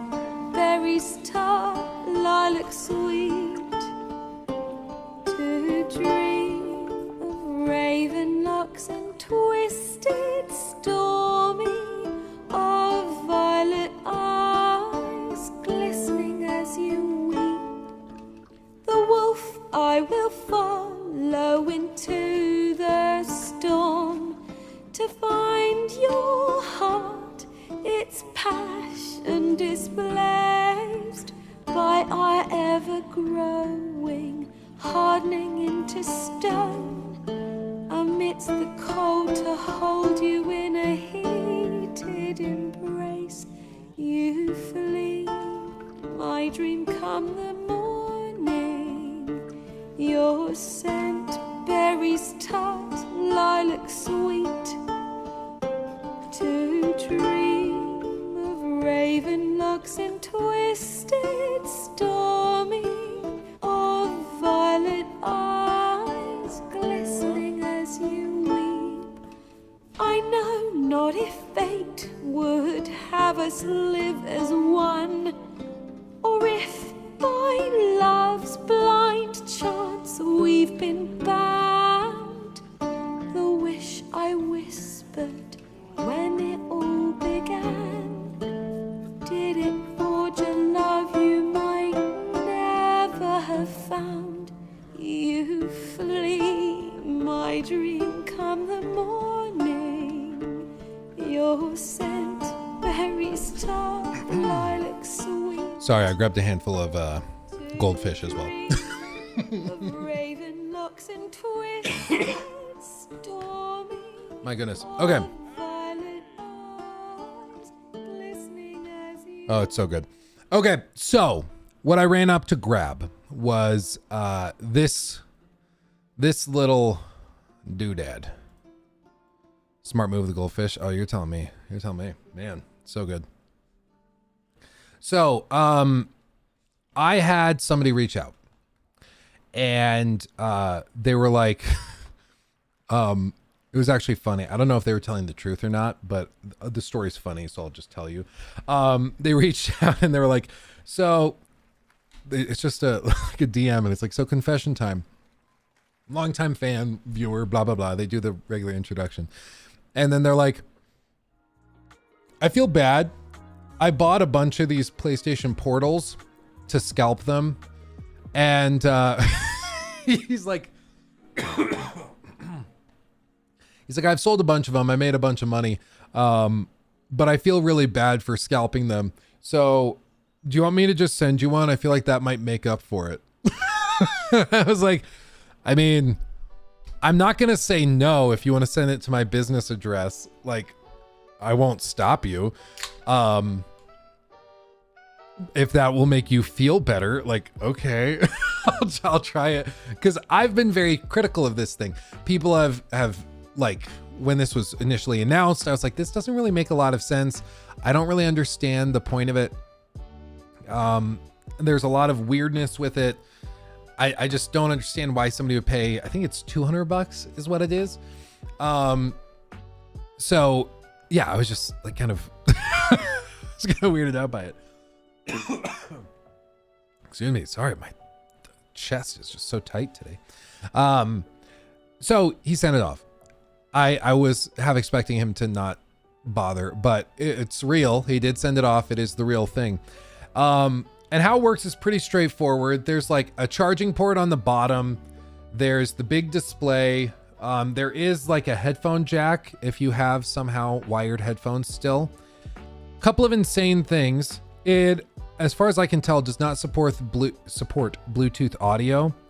So you just straight up can't use like your own headphones with it unless you buy PlayStation specific headphones with the PlayStation Link or whatever. Bafflingly stupid. Absolutely insane that that's not supported. I don't know how on earth anybody could argue with a straight face that that's not extremely anti-consumer. Like, it's ridiculous. It's absolutely insane that anybody like puts up with it. But yeah, I mean, they still say that. So that's one thing. Beyond that, there's really not much to it. It's basically a DualSense controller split in two. So it has haptic feedback, adaptive triggers and stuff. And then there's a power button and volume rockers. When you power it on, it looks like this. You press the PlayStation button, it tries to connect to whichever PlayStation you've put it on, which in this case is this PlayStation 5 over here, which is wired into my router and everything. And then it does a little connecting to Studio PS5 because it's the portal, right? So the little portal is on the screen, ready to play.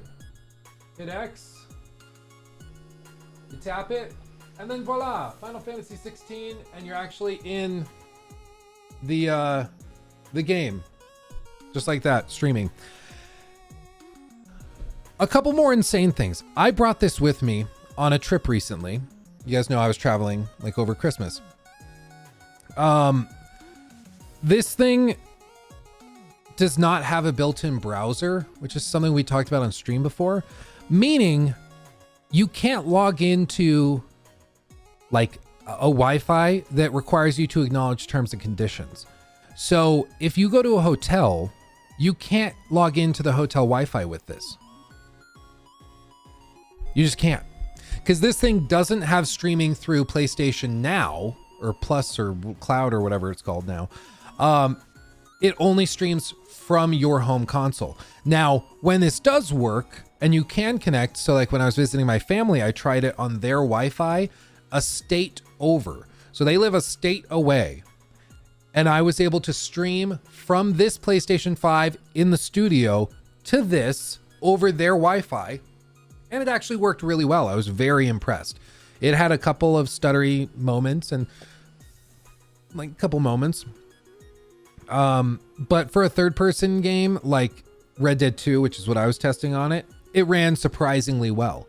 So I was like, okay, I actually get it. But it like, yeah, so they did add something where you can do it through your phone now with the PlayStation app. And so like there's ways that you can get around it. But natively on the device, there's no way to just do it, which I found bafflingly stupid. Beyond that, there are also other workarounds, let's be honest. Like if you have a Samsung phone, little spoiler, you can like daisy chain Wi-Fi basically, or share Wi-Fi using this, which I used in Orlando when I was trying to upload the Assassin's Creed Mirage video, but my laptop kept disconnecting from the hotel Wi-Fi. So I connected to the hotel Wi-Fi with this and then shared the Wi-Fi from this to the laptop, and somehow it bypassed the hotel's like bandwidth limitations or something. I don't really know why that worked, but it did. So little spoiler alert, if you have an S22 phone or a Samsung phone, apparently you can do that. But you'd be able to do that, like connect to the Wi-Fi on like at the Airbnb or at the hotel through your phone and share the Wi-Fi that way. Or now there's something you can do on your phone to try and bypass it that way. Beyond that, it's just like exactly what it looks like. I mean, it's a display that projects what's on that PlayStation to this, and then you can control it. As you'd expect with remote streaming to a device, there's a little bit of latency.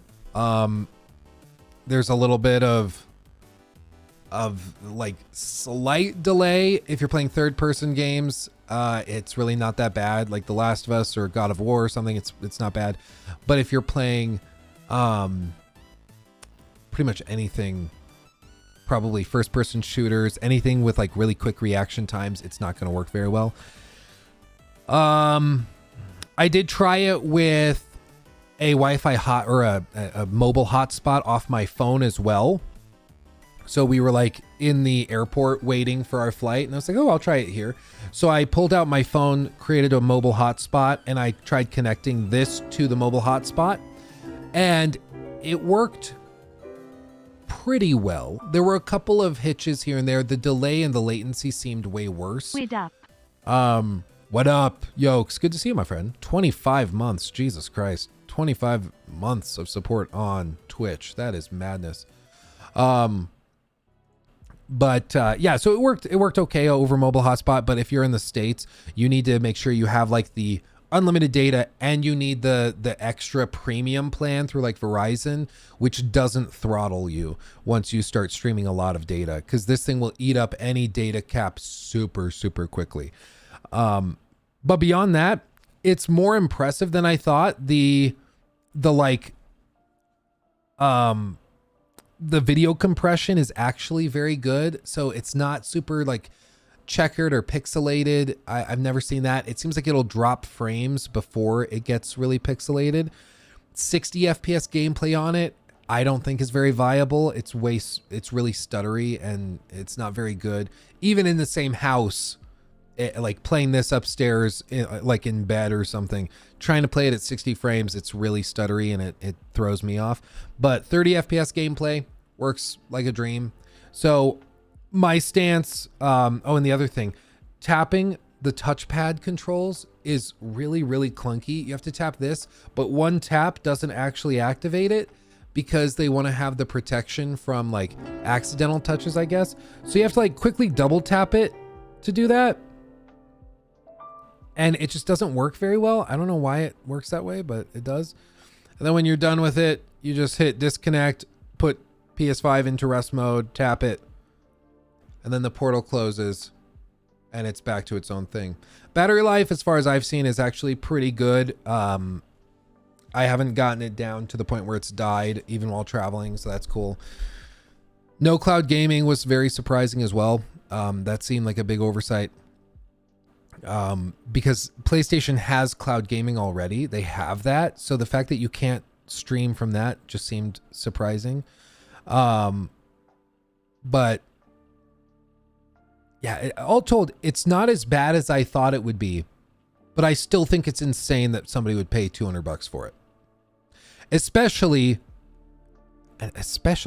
when like your phone can do the PlayStation remote play with like a $30 adapter or controller combo thing off Amazon, where you have the PlayStation 5 controller and then this just mounts right on top of it. So you're holding the controller and it's like this, and you can do the same thing. Like, yeah, you won't have the same fluid experience, I don't think, but it's really hard to justify for $200 to me.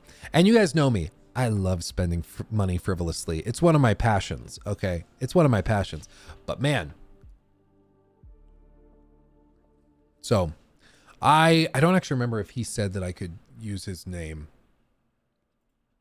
So I will be cautious and not say it in case he didn't want to reveal it. But to the individual that sent me that, thank you. Your sins of scalping are absolved, my son. And you are cleared. You are cleared. Everybody else might not say you're cleared, but who knows? No Bluetooth. The no Bluetooth thing is the thing I just cannot fathom why anybody's putting up with that. That is baffling. Not until he gives me one. Yeah.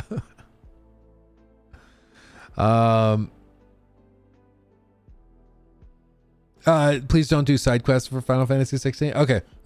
I've just been dinking around with it. Like, I've not been trying to do anything like super hardcore serious. I haven't really been taking any notes or anything. I'm just trying to play it for fun. And I like the huge set pieces. I like that stuff, but I've not seen it all come together really. Final Fantasy VII Remake, yeah. No, I love Final Fantasy VII Remake. I would not consider myself like a hardcore Final Fantasy fanboy or anything, but I do like Final Fantasy, and Final Fantasy VII Remake was just fantastic. So, oh, Yokes, you gifted a sub to Jeff Murr. Thank you, my friend. Welcome, Jeff. And then also, Meezy. 999, Meezy 999. Thank you for the sub with Prime, my friend. Thank you, my friend. Appreciate you. Thank you, guys. I'm 50 hours in, heading into this end game, and I gotta say, Final Fantasy 16 is fun AF. Many slow parts, but god damn, the combat is so fun. Yeah, that's kind of where I'm at with it. I'm like, the pacing is probably the biggest problem I've had.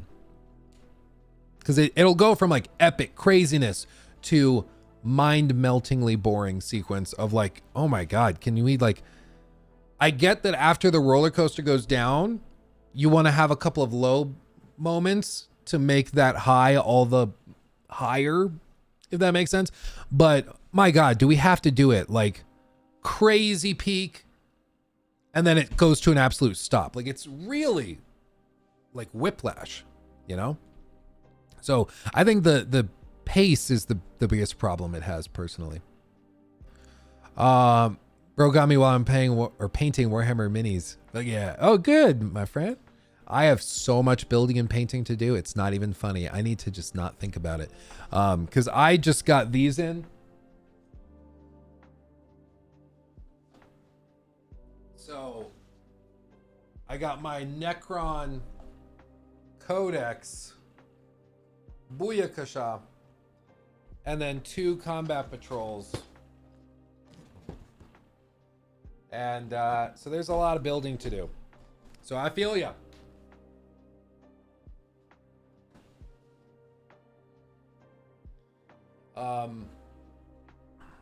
Yeah, I've got a lot to do, I'll tell you what. Luke, if you got a Quest 3, try Asgard's Wrath and AC Nexus VR, both very cool. Yeah, Grant, I actually have been trying both of those. So Asgard's Wrath, amazing, love it dearly. And then AC Nexus, I'm actually working on a video for that. Major so. Dookie Juice is now a red flag. Major Hey Luke, every are time you I hear still it. doing a critique on Starfield? I wouldn't blame you if you're just burned out on it by now. It's not that, I mean, I'm definitely burnt out on the game. I'm just sick and tired of it. But I'm down to make a video on it. My question is just whether the audience is burnt out on it. Plus, the other thing is, like, I don't know what I'd be able to say that hasn't been said already. Like, what's his name did like an 8-hour video on it already that was very comprehensive. I've done, if you factor in all the videos I've done on Starfield at this point, I've probably put out 3-4 hours of content on the game. And what I've found is that breaking it up into 20-30 minute bite-sized videos, a lot more people get a lot more mileage out of it. _D_666 donated £10 through Super Chat. Hey Luke, slightly smiling face just tuned in. You seen the CES announcements? Yeah, some of them. Super refresh from Nvidia and AMD releasing a 7600 XT. Yeah, prices are probably going to be shuffling a lot in the next month. Yeah, no, absolutely.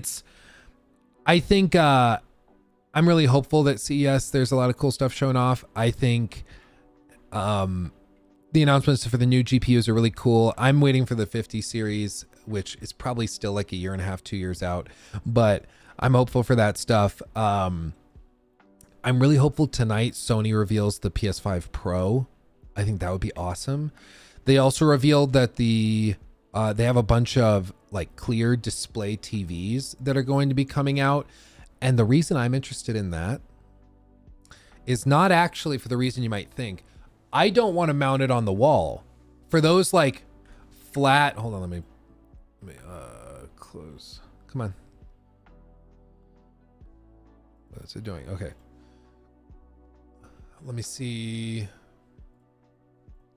CES transparent TV, I think, maybe 14 hours ago. Yeah, like this. So these are TVs that are fully transparent with a press of a button, you can see, and then you can just straight see through it. Okay, the reason I'm interested in this kind of thing is because I want to be able to lay this down on like a table and then put like a tabletop environment or game scenario for like Warhammer or something, put that on top of it. I think it could be amazing. Like one of the things I've been having a lot of fun with as I've been preparing to DM for, where is the app? There it is. I have like a group of friends coming over on Saturday, and we're gonna do a game of D&D, and I'm gonna DM for it, so I've been building stuff out for it. And there's an app called Dungeon Alchemy on Steam, which if you're into D&D, this is what it looks like. You can just straight up build whatever environment you want to do, And then when you want to play, you just tap this. It can go orthographic perspective, which is just straight down, so nothing's skewed. Or you can do this so you maintain the perspective. Now a red flag. Hey Luke, 6 months G's. Hope you are well overall. Thank you, Will Nashvin. You be doing videos on the new Prince of Persia? Or giving it a miss? Also, that is a wild TV. I know, right? I know, right? It's crazy. Also, thank you for the 6 months. Golly gosh darn. That's crazy. And then on the new Prince of Persia, I am going to talk about it. I don't know if we'll do a main channel video on it or not. I'm still making up my mind on that. I do have a copy of it. I am playing it, and I will have thoughts on it, but yeah. I've not decided if we'll do a main channel thing on it or not. Still, I'm undecided. But the craziest thing with this, also, Jesus Christ. Hold on. Am I reading this right? Okay. Devil of Hell's Kitchen. That's an awesome name. Thank you for subbing with Prime. Nomadsky also subbed with Prime over on Twitch. Thank you guys. That's ridiculous. Is it what I'm wearing? Is it the hype shirt? I bet it is. Oh my God. I'm so behind. What happened? Okay. Let's see. I saw that one. ASD. So thank you again for the 10, my friend. Major Dookie Juice. Critique on Starfield. I'm not sure what I could say that would contribute to the conversation beyond what I've already done. I think the smaller videos have helped a lot because it makes it very digestible and people can watch them in one sitting. I'm not sure if me doing my own 2 or 3 hour video, just repeating stuff I've said in other videos, would be that productive. I'm just honestly not sure. Mr. Boogle. Thank you, Mr. Boogle. 5 gifted memberships on YouTube. Thank you, my friend. Very generous. And then, Nashman's one. Thank you guys. Very generous, everybody. Nomadsky, Devil of Hell's Kitchen, all of you guys. That's very, very generous. But the craziest thing with this, look at this. Okay. So it has like an AI thing built in. So if I want to draw a room, I select the category of room I want, tavern. I want, let's just say I need another bathroom, a latrine. You just grab here, drag how big you want the room. You mark that that's where you want it. And then it will design it. Now, if you don't like the way it designed it, you just tap this and it'll repopulate it. Try again.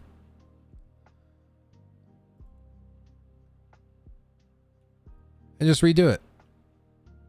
And then if you want to still tweak it yourself, you can still do that. Like if you want to move this, move it over here, just delete it. If you want to swap stuff out, you can do that. If you want whole like buildings, you can do that.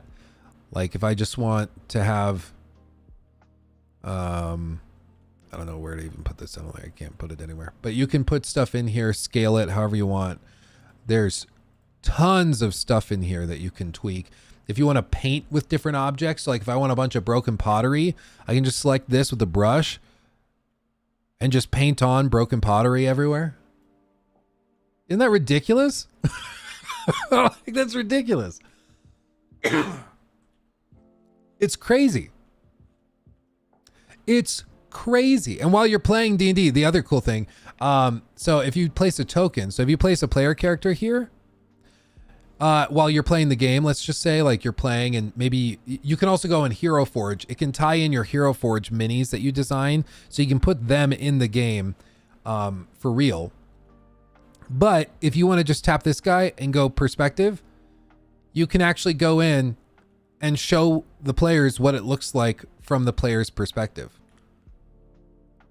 Is that not freaking awesome? It's crazy. It's crazy. So I've been using this for building out maps for this game we're going to play. And there's all sorts of crazy cool stuff you can do. You can customize the lighting. So if you want it to be at night, you can do that. If you want it at midday, you can do that. If you want it at sundown, you can do that. Since we're in a cave, I can just go nighttime. And then you can tweak like the brightness of the light. If you want to change that to make it a little bit brighter. So things are illuminated a little more. It's crazy cool. And like this is something you can just download on Steam and build out environments for your games. Like it's crazy cool. Crazy cool. Luke has such wholesome uses for Clear TV. I'm just saying, wouldn't it be cool like if you're playing like D&D and you have your game table and you could just straight up project this onto that table laid out in front of everybody. And so they place their actual little minis on there. And when they move during combat, they're actually physically moving. And then you can see all the particle effects are still going. Like, wouldn't that be sick? That'd be sick. What's it called? Let me show you. It is called Dungeon Alchemist. Can I share it? How do I share? Follow, ignore, no. Community hub. Here, I'll just share it in chat.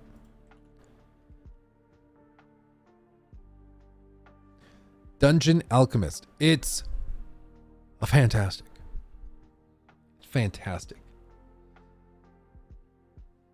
So highly recommend that. If you are interested in playing tabletop games or just making your own little environments. Super cool. Super cool.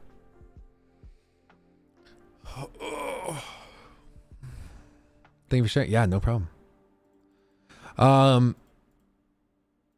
By any chance, have you seen any of the new mods that came out for Arkham Knight on Nexus Mods? They're really cool. I have not seen any of those Arkham Knight mods.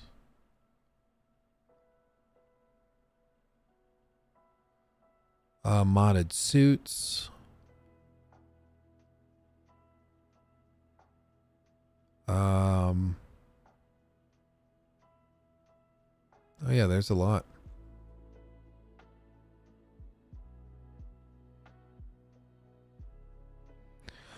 Do I plan on getting a Vision Pro? I plan on, I think, trying to get one. Full transparency. My expectation is that if we get a Vision Pro, I'll make like a video on it, playing like a game with it, and then just like never touching it again. So after that, I would just return it, I think. But if they launch games on it and you can actually like play games on it, I might be able to get a couple of videos out of it, but I do not foresee keeping it, you know? Like if I'm uncomfortable wearing a Quest 3 on an airplane, why would this magically change that? Like, it's still really weird. I think that's their goal. Maybe Apple's the one that can make this more mainstream, but I don't know. No games. Yeah, I mean, I think that's the way I could spin it. I think it would do well. The video would do well, which is the only reason I'd really entertain it. But, yeah, it's just, I don't foresee it being primarily a gaming device. I do have a MacBook that I make all this stuff on, so I could see it if you're able to like have your MacBook up with its display, and then you also have like extra windows for that MacBook pulled up, but in virtual reality, or I guess mixed reality. I could see that being useful and helping with productivity, because I'd be able to sit like at the kitchen table with my laptop, and then you put the headset on, and then you can just see all these extra huge windows to keep organized. Like, I could totally see how that makes sense. Does it make $3,500 sense? Probably not. But, you know, if you want to use the full potential, you also need an iPhone 15 Pro to take videos. Yeah. The idea that somebody would put that on to take videos with is really funny to me.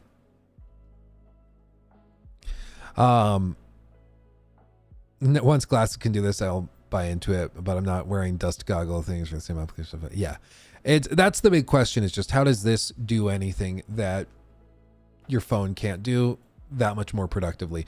Apple in the past has been the one company that can kind of do it, that can show all these other companies up and they just managed to make it look like nobody else is trying, but I don't know. We'll see. We'll see. I hope that they pull it off because I'd love for VR to become more mainstream, but I just don't know if this is going to be it.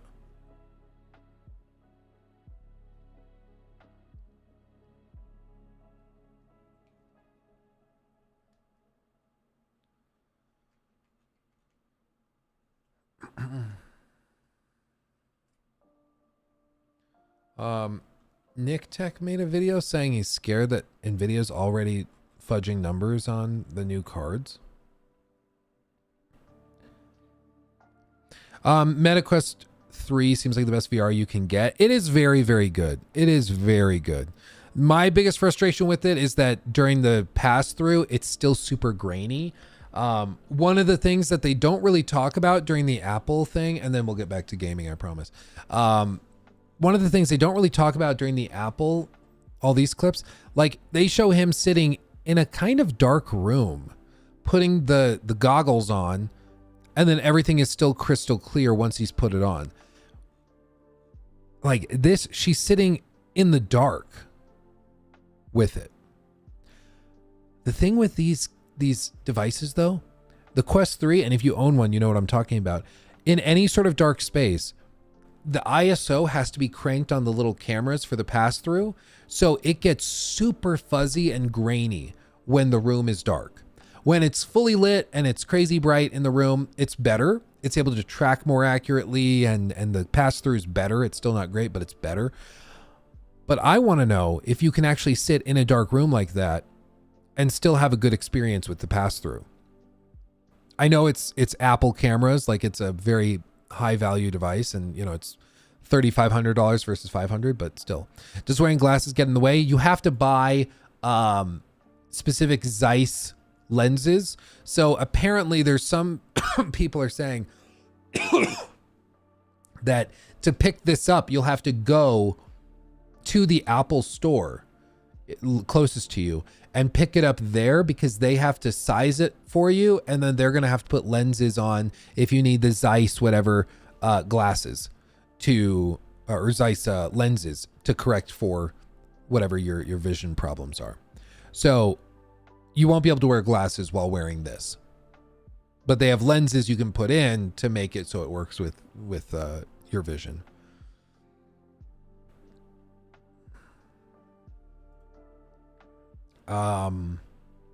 What if you sometimes wear contacts part of the time? I think contacts you'd be fine. I think it's the big thing is that this thing has, similar to the PSVR 2, it has eye tracking. And what that means is that, like, yeah, I'm guessing it's extra as well. I don't know if they've said how much it is, but I'm sure it's an extra like $500 or something if you need the lenses. It's going to be stupid. But if this is the frame for the like field of view you have, what eye tracking does is it can detect where your eyes are going. So if I look over here on the frame, say I'm watching a movie like this lady is here, what it will do is it will detect, the device can read that your eyes are looking there. That's where they're focused. So it will render everything inside this circle at super high resolution.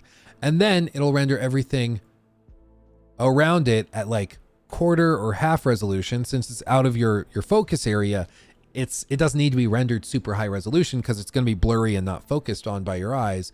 And then everything from like this circle all in here, it renders at like 1/8 resolution because your eye isn't focusing on it.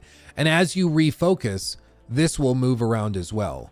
So, and then I look over here because there's something interesting happening on screen here. And then same thing, it will render this area at full resolution, this one at like quarter resolution, and then everything else all in here at like 1/8 resolution. And it happens so quickly that your eye and your brain can't really detect that it's changing the resolution depending on where you're looking. So it allows them to save processing power and have really high quality rendering in the areas that matter most where you're looking. My understanding is the Quest 3 does not have that, but it's a $500 device, so you wouldn't expect it. But this is one of the things that could make the Vision Pro really, really impressive. Is as he's looking at different things, it's rendering those areas at higher resolutions, and then everything else is blurred out basically when they aren't looking. Can it really be that fast? Yeah. Sure can. Sure can. The human brain is like a very impressive processing unit. It's not that fast though. Like you still have 10, 20, 30 milliseconds to probably more like 10 milliseconds. I don't know what it is. I'm making stuff. I'm pulling numbers out of my ass, but like it's really very doable. God, Apple's sex robot is going to be outrageous. Yeah, dude. What if you record it? What if you record from it though? Oh, you mean like if you're capturing your vision, like the screen cap thing? Well, that's capturing everything probably at like 1080p or at 4K, which comparison wise is not really that big of a deal at 30 frames. The problem with these headsets is that to keep you from getting motion sick, they have to refresh at like 120 hertz minimum. Otherwise you get super motion sick. So they have to refresh super quickly. And so they're rendering basically a frame, you know, once every 120th of a second. So it matters where they're prioritizing the resolution. Whereas rendering like a 30 FPS video in the headset is comparatively not that big of a deal. My main issue is what are you going to do with it? So far, it's pretty expensive VR display. There's no real games or content for use of it. It's a big brick. Exactly. No, that's the biggest problem. And Apple engineers came out and anonymously told media and stuff. They're like, yeah, I've been working on this thing for like 5 years. It's been me and my team's whole focus. And it really feels like a device that was being made because Tim Cook wanted it made, but nobody really knows why they're making it or what the point of it is. It's, in other words, it's a solution in search of a problem. And that is a problem because people are going to get it. You can do stuff like this. That's kind of cool. But even after all of these years and all of this thinking of what you could do with it, all they really showed was like looking at articles on a big display and browsing the internet, which you can do on your phone or laptop just as easily, if not better. And like, how is this better than just looking at the article on your laptop? Is this really more fluid than just scrolling quickly on the trackpad? I don't think so. Watching a movie, this is cool. That's a cool setting, cool use. For $3,500, you can also just get a massive TV. You can do that and then share that experience with your friends and family. The work situation, I could actually see being viable. I could see this being a real use case. So I think this could be a thing that people would actually use it for. But everything else, yeah, like, do you really think people are going to be using this headset all the time to watch like family videos? I don't think so. Like, I think it'd be cool to capture the 3-dimensional videos. That'd be cool. Or like looking at these landscapes. That's cool. But again, like, I just, a FaceTime call where they're floating in the room. I don't understand how this makes it better. You know, like, I just don't get it. 99% of the time it's going to be porn. Yeah, porn, Luke. It's for porn. Yeah, let's be honest. So I don't think it's going to light the world on fire, but maybe developers have figured something out with it. I don't know. Okay, let's transition back to this. Yeah, your scientists were so preoccupied with whether they could, they didn't stop to think if they should. Yeah, it just seems like it is a device that Tim Cook wanted to make because I don't know if he's planning on retiring anytime soon, but he's probably looking at like his career and he's like, what am I going to do? Like, what's going to define my time at Apple? What's going to make me memorable? Like, what's going to earn my place? And it seems like he doesn't really have that one product yet. He has like the Apple Watch that they launched, but that was apparently mostly designed by Steve before he left and passed away. There's a lot of other stuff, but yeah, this seems like his first new product category that he wanted to get into, and I'm not sure if it's going to be as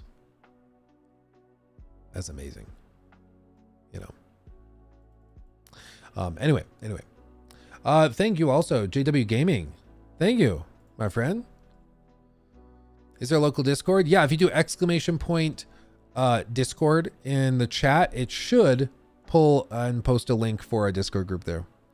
Since the DualSense has, or Portal has DualSense built in, does it mean that other ways to play remote utilizing your DualSense via Bluetooth or backbone, that would would that introduce latency? Other ways to play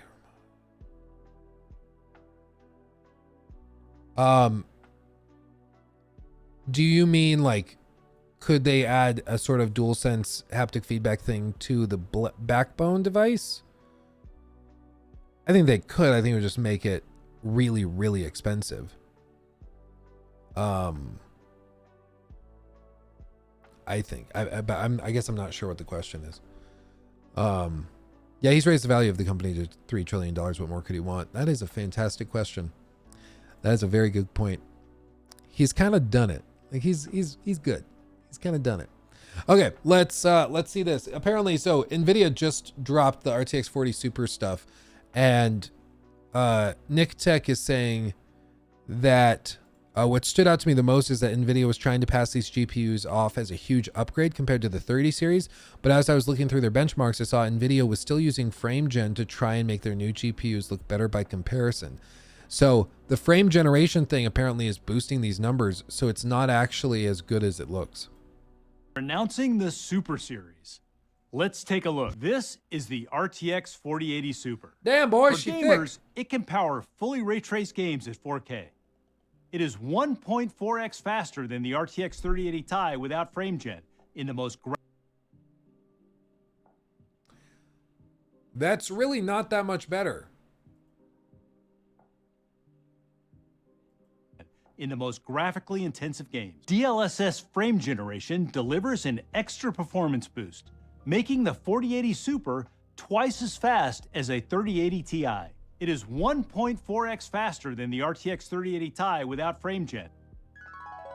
DLSS frame generation, where we use optical flow acceleration and neural networks to create additional frames to increase smoothness. DLSS 3 can boost performance by an additional 2x through frame generation over DLSS 2.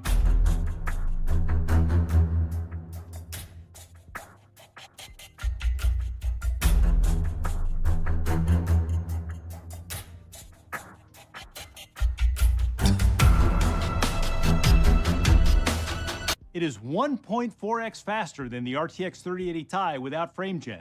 Stop the cap. Stop the cap right now. Stop the cap. No bullshit, bro. Giving it a performance edge at a great new price of $999.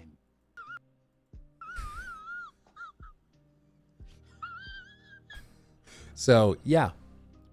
Yeah, that doesn't really make sense if they're saying it's so much better, but only really when you're using FrameGen and like, huh.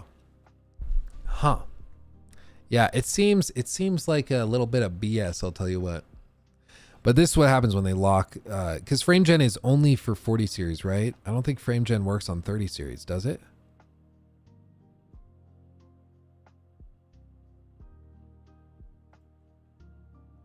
I don't think it does. Bro, NVIDIA sucks. My next build is going to be all AMD.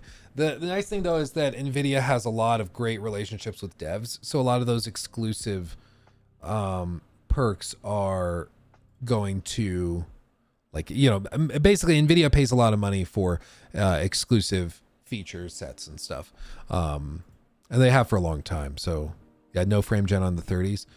Well, the other thing is this FSR 3 apparently is really impressive, and it's going to be coming to more devices, and they're not going to lock it behind a certain generation of hardware.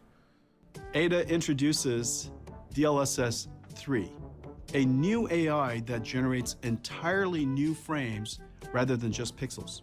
DLSS 3 allows the Ada GPU to render the game at a much higher frame rate than the CPU is able to compute the game. What FSR 3 is, in case you're not sure, is fluid motion frames technology. And what that does is it literally generates frames for you in your game, which can double and in some cases triple your frame rate. It's going to work on Radeon 7000 series cards, Radeon 6000 series cards, and even older cards. How's that? But you can't do this to me. I started this company. You know how much I sacrificed? Doubling and tripling your frame rate on any card that can run it, basically. Okay, but we didn't stop there. It's Fidelity Effect Super Resolution. And AMD cares about all gamers. So we enabled FSR 3 not just to work on Radeon graphics cards, to work on any graphics card.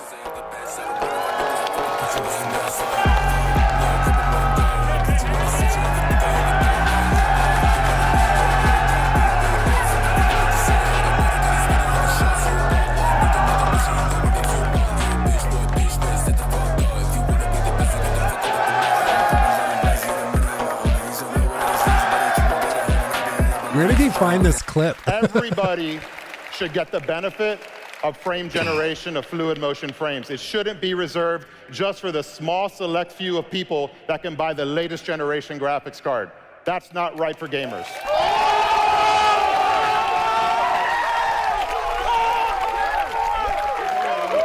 Almost? I got one surprise. Oh, you got more? Oh, yeah, I got one surprise for everybody, yeah. So, FSR 3 is pretty cool, obviously, right? But, so we're gonna put it in 10, 15, 20, 50 games. You know, our competitor has their frame generation in like 50 games or so. Wouldn't you like fluid motion frames in thousands of games? How about every DirectX 11 and DirectX 12 game you play, we can double and triple your frame rate. Wouldn't you like that? Pretty much any DirectX 11 and DirectX 12 game running the AMD Adrenalin HyperRX software is going to get the benefits of fluid motion frames, frame interpolation, and generation. Oh, this is totally unrelated, but I saw a TikTok that was a developer comment or a creator commentary on this particular scene in Breaking Bad. Sorry, can you tell I have ADHD? All this is amazing. AMD, is actually putting NVIDIA's feet to the fire. It's great. It's amazing. One thing you might have never noticed about this scene in Breaking Bad, though, no big spoilers. All I'm going to say is this moment for Walt is like a ground earth-shattering moment, okay? That's all you need to know. They actually built an apparatus that's buried under the dirt here, so when his head touches the sand, it actually breaks and falls through, causing the earth to literally shatter under him when he falls. Like, look at it by frame. It doesn't just poof like he landed on the ground. You're actually going to see the ground move and pop. Like this over here is breaking and the dust is going as the ground actually shatters beneath him. Isn't that fantastic?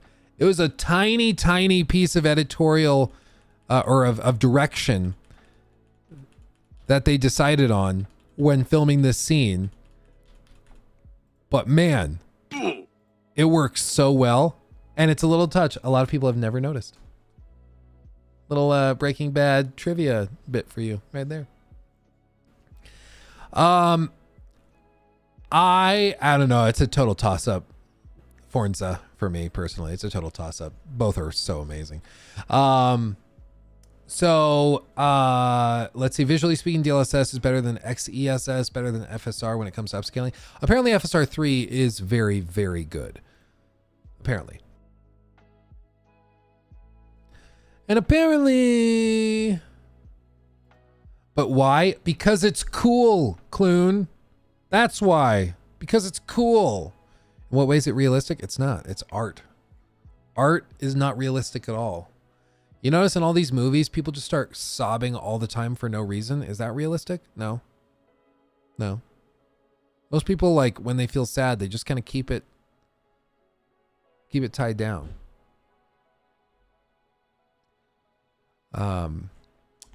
But in movies, everybody's crying all the time. Everybody. So can we stop? Can we stop, please?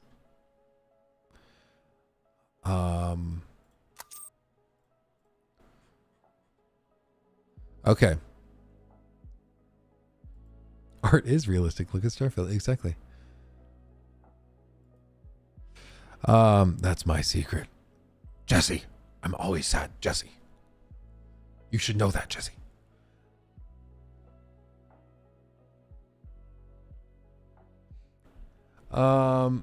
Let's see. Can I ask what capture card you're using for your PS5? I've been using the Elgato HD 60 Plus, but the sounds gets really muffled after some time. Really? Oh, that's weird. I use the Avermedia 4K something. I can't remember the full name of it, but if you look up Avermedia, AVER Media 4K, you can find that. What monitor are you using, Luke? I am using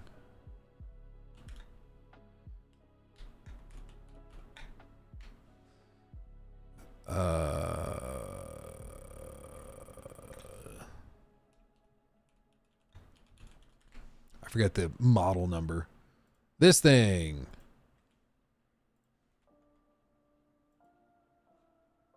This thing. It's outrageous. I feel like such a bougie little fella while I'm using this thing. It's literally like about that wide. So you can't see it, but yeah, LG hooked me up with this thing. I'll tell you what. Can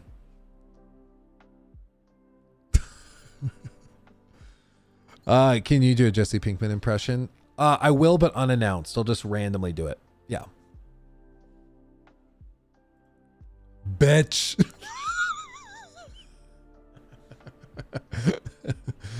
Oh man. Yeah, Avermedia, this thing. This is the one I use. Oh my god, look at that link. Oh Jesus, I'm sorry everybody. Look at that monstrosity. Oh, I'm sorry. But yeah, this is what I've been using for, I couldn't even tell you, probably like 5 years. I've been using this thing forever and it still works great. 4K 60 HDR10. It's amazing.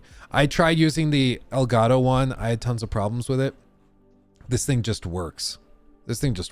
So, yeah, highly recommend. Very, very good. I want to get an OLED 4K monitor. OLED is too good. Yeah, and I have two OLED monitors here. I have the LG 48-inch 4K 120 hertz one, and then I have the I forget exactly how big. 45-inch ultra wide LG OLED right here, and they're both just ridiculous. They're fantastic. I love them. Man, you're spoiled. Yeah, no, I am.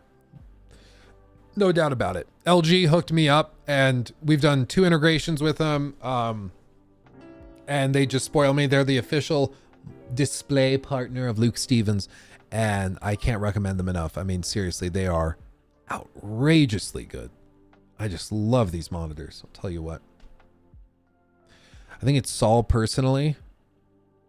I really like Saul too. Yeah. Especially he got his own spin-off show, and that really gave him time to spread his wings and fly, you know. Do you think someone should start upgrading their system if their tech is from late 2019? It depends on the tech. Like I said, I've been using this capture card since probably 2017 or sometime in there, and it works great. I have no plans on upgrading this anytime soon. No need to. Like, it's fine. If you're still running like a 1080p monitor, I'd encourage you to get a 4K one. They're affordable now. You know, I'd do that. Other things like maybe better audio. I think most consumer grade headphones probably need to be replaced every like 5-ish years, just because they kind of wear out and people are really tough on them. But you might be more gentle with your stuff too. Who knows? Waiting for mini LEDs to get cheaper. Sony just announced they're moving to it. Yeah. No, I think the mini LED thing's great because it's just so bright. So, does the PS Portal have input latency? Yeah, it does have a lot. If you try to play any game that really is requiring precise timing, it's probably not a great choice. You can probably get away excuse me. You can probably get away with it in something like Elden Ring, but in something like Sekiro, I wouldn't want to play it on the Portal personally. Yeah. Good headphones don't need to be replaced. You're absolutely right. I have these HD 600Ss. They're fantastic. I've had them for a while. No need to replace them. The like consumer grade gamer headphones, if you are really tough on them, they will need to at least get some love. Like they need the ear cups replaced. Luckily they make them so they just pop off so you can replace them. Sometimes the drivers blow depending on how you have the power insulated. Like audio stuff, you just have to be careful with all sorts of like surge protectors and stuff, because audio is way more delicate. Audio equipment's way more delicate than displays or other stuff with big power supply units in them. You got to be careful with audio stuff. I have like 2 or 3 layers of surge protection between my nice KEF speakers and the power from the house. Part of it is because Colorado has notoriously dirty power. That's part of it, but still. Barrett the Ferret. That's awesome. Thank you for subbing with Prime on Twitch. Appreciate you, my friend. Thank you. Thank you. LG announced 4K signature OLED transparent TV that uses wireless transmission tech to send video and audio to the TV. Plans 2024, release, price unknown. Yeah, I will be a monkey's uncle before I buy a TV that transmits the footage to it wirelessly. The bandwidth on that is crazy. If you want a 4K signal that's quality, you need like a 40 gigabit per second connection minimum. And I would not touch a wireless transmitted signal TV like with a 10-foot pole. I would not be buying that. Maybe in the context, like I said earlier, of using it in a more niche application, like laying it flat on a table for D&D or something, or for like 4K or Warhammer 40K. I could see doing that, because then like if the latency's bad, if it has some problems, who cares that much? It's really not that big of a deal. But watching like a movie, no. I would rather eat the TV than watch it like that. They just also added Diablo 4 RTX support. Summer, Diablo 4 launched with DLSS 3 and immediately became Blizzard's fastest selling game of all time. I am pleased to announce that ray tracing is coming to Diablo 4 this March. Here's an exclusive look with RTX on.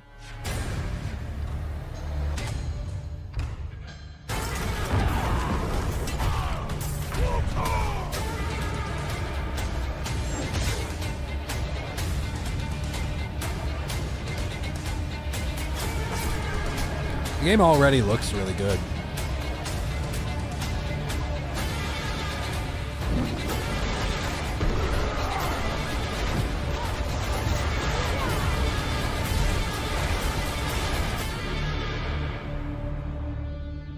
Now I want to play Diablo. Damn it.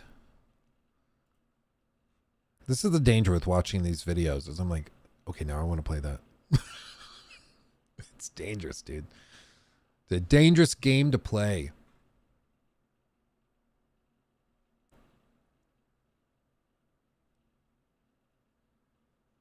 It's a dangerous game to play. Pause that. Okay. It already looked really good, let's be honest, but still.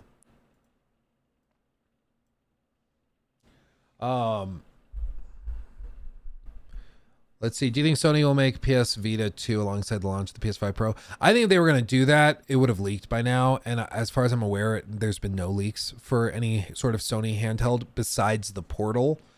And the Portal came out. So I think this is their version of the Vita 2. I think this is it. And if you find that horribly disappointing, yeah.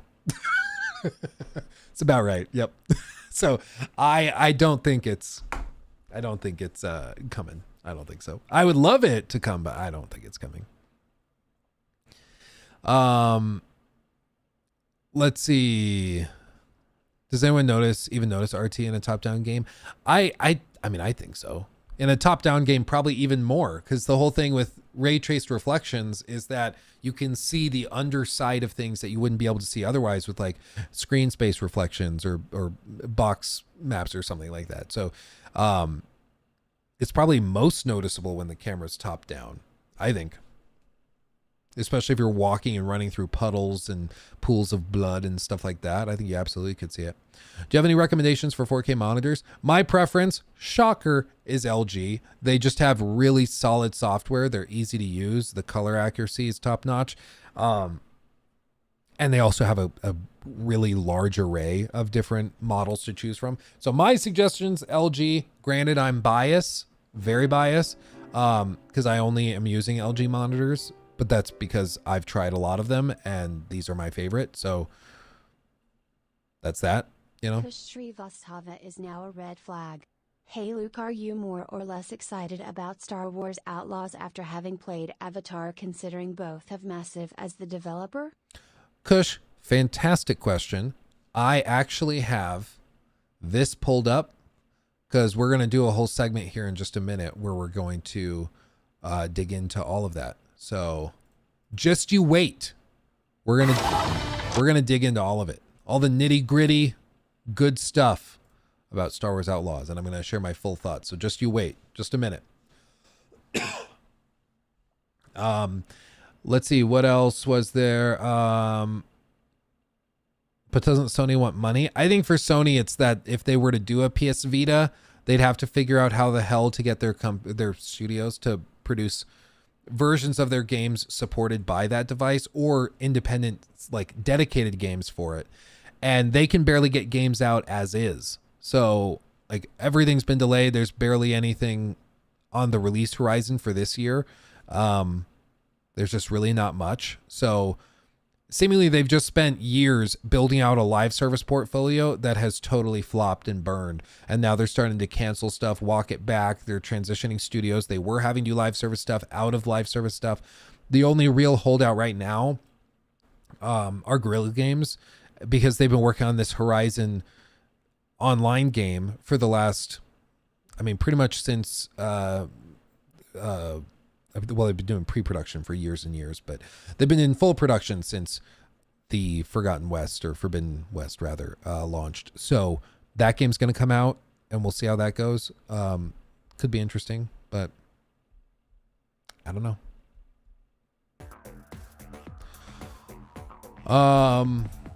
Booyah. Thank you, Stefan. Stefan Konstantin Dimitrashe donated RON 25 through Super Chat. Is Kotick still tied to ActiBliz financially? Meaning if I finally give in and buy Diablo 4, does he still get to pocket some of the money? I don't know his financial arrangement. My guess is most of his wealth is tied up in Activision stock.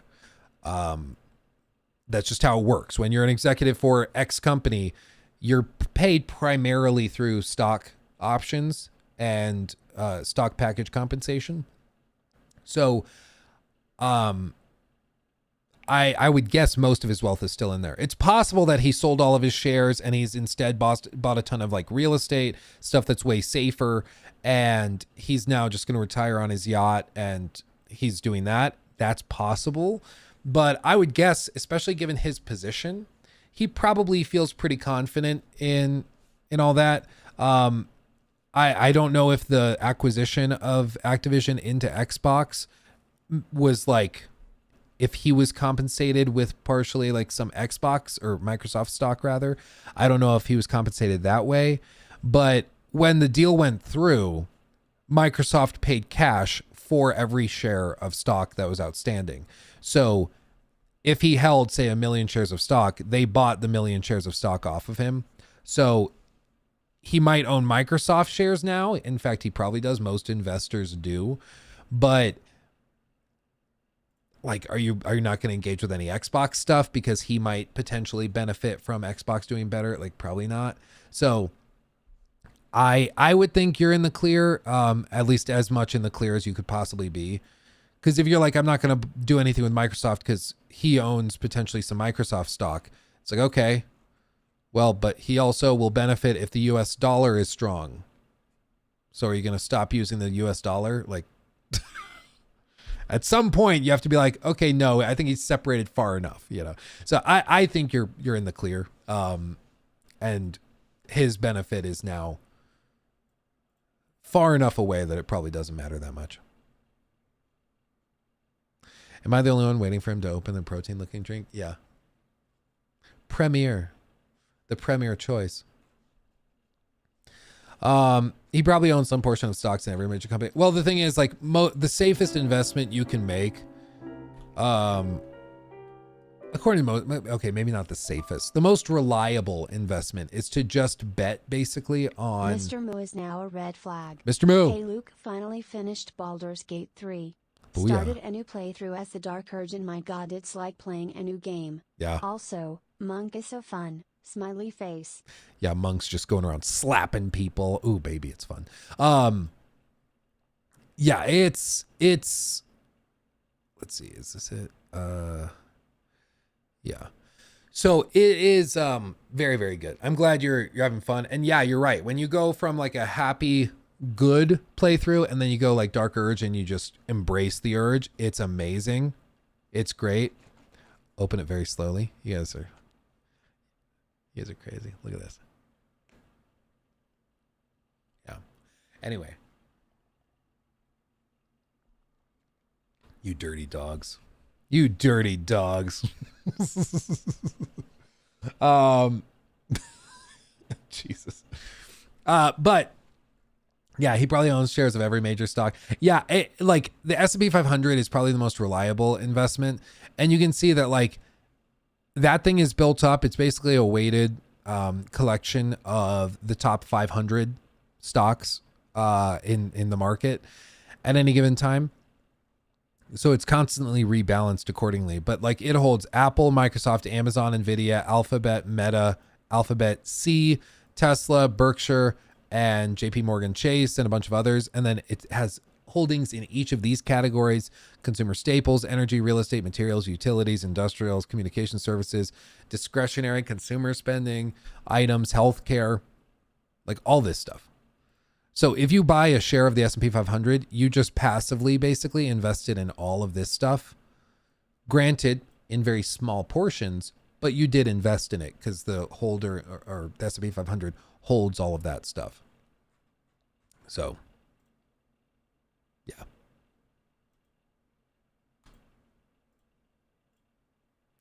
I'm 135 hours into Baldur's Gate 3 and haven't even gotten to Gortash yet. I'm really savoring it. Good. Good. It's broad-based indices, Luke, like VTI or VOO, that are the most popular. I think it depends on what you mean by most popular. I would assume that the S&P 500 has more volume than either of those. I would think. Like, I guess maybe if you're counting, I guess I should clarify. If you're counting industrial, automated, and algorithmic trading, then yeah, maybe I could see you being right. But if you don't count algorithmic trading, I think S&P 500 far and away is more popular. That'd be my guess, at least. Yeah, most reliable S&P 500, safest is U.S. Treasuries. Yeah, I think that's probably fair.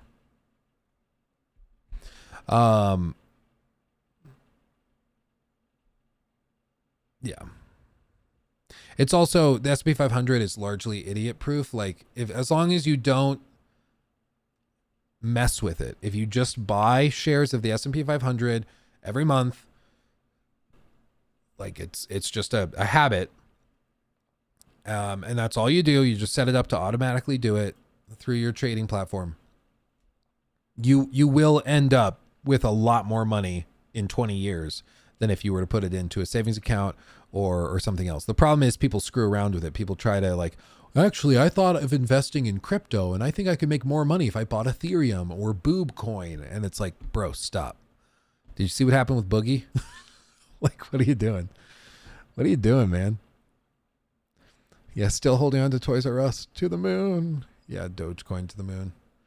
The whole thing. And then you ask them, why is it going to the moon? They're like, well, because we're going to send it to the moon. Like, that's a really bad reason to invest in something. Granted, if I've taught you guys anything, what do we say? Crypto is not investing. It's speculating. It's different. And if you don't understand the difference, dear God Almighty, that means you should not be buying crypto. If you don't know the difference between speculating and investing, get out. Get out now. Okay? Just leave. Go somewhere else. Hype makes you rich. Wait. Beat connect. Exactly. Okay. Let me do this. Luke, please tell my cousins this. Have them watch. I'll yell at them. Have them pull up the stream. I'll yell at them. I've rambled about it plenty. But okay. This just seemed cool. Do you guys remember? Sorry, Jacob. New segment. Do you guys remember Valheim?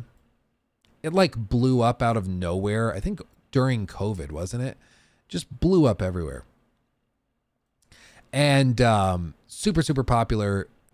It just, everybody was talking about it. It was awesome. I still kind of enjoy the game. I think the game is really, really good. It's like struggled with long-term support, but this guy went, Rocky made you download and play it. Oh, really? Oh, that's funny. This guy went and modded it to try and turn it into the game that he wanted it to be from the start with all the stuff. And I've not seen this, but I'm interested in like what kind of mods he's added to improve it. So let's see. I'll share the link in chat also so everybody can go show him some love. Voila. Let's see. So it's been a few months since the long-awaited Mistlands update first released, and the honeymoon phase, it's over. Now, Valheim came out of nowhere on February 2nd, 2021. 3 years have come and gone, and only one biome out of the 3 unfinished ones have been updated. Well, 4 if you count the ocean. And as much as I love this game, the development of it has been, well, let's just say slow would be an understatement. I mean, at this pace, the game will be finished by what, 2032? And before you say it, yes, I know the dev team is small and they have their own specific vision for this game, which, I mean, it's understandable. But I personally can't wait another 3 years for the next biome. Now, I play on PC, and that means I have access to mods. And there are hundreds of them, maybe even billions. Well, okay, maybe not billions, but there are a lot. So that got me thinking, could I mod the game in a way to make it feel finished? And well, here we are. Welcome to modding Valheim into the game it should have been. I hope you all enjoy the video, and feel free to subscribe if you like the content. Once I get to 1 million subscribers, I will be bungee jumping from a helicopter into an active volcano while playing a sick guitar on the way down. And yes, I am serious. I've looked into it. I mean, I've like asked people to subscribe, and I'll joke and be like, "Hey, if you subscribe, I'll be your best friend forever. If you subscribe, I'll let you choose the next cardboard cutout we order or something." Which, by the way, we should do that. Do we want to do that right now? Should we do that? Straw poll. Hold on. What cardboard cutout should Luke get next? Granted, this is limited by whether we can actually find it. I'm still shocked that they had a Todd Howard cutout, but still. Big Connect guy, that would actually be really funny. What if we do Boogie 2988 DSP? I think Kojima would be funny too. Or maybe who else would be good? Helen Mirren. Jesus. Maddie. Oh, get Mr. Maddie to just pose for a picture.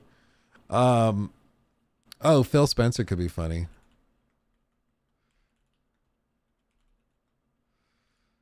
Or maybe let's do this. Keanu. I think that could be a good one. And then Jor after too. That would be really funny. That would be really funny. I'm trying to think of who would actually possibly have one. Or should I have one printed of myself? Yeah, pretty right. Oh, maybe Yong has one. We might be able to find one for Yong. Yong's a long shot. We'll just say that. Okay, that's a lot of options. That's what, 7 options. Let's toss this out there. Create poll. Granted, we have to be able to find one for these people, and I'm not sure what the odds are.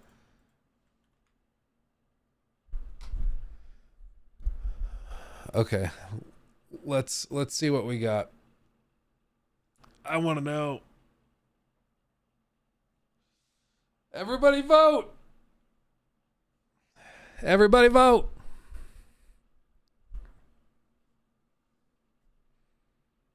Oh man. Oh man. Asmongold would have been a cool one. Yeah. Arthur Man, thank you, my friend. Glad to have you. Everybody vote. Oh man. Now I'm stressed.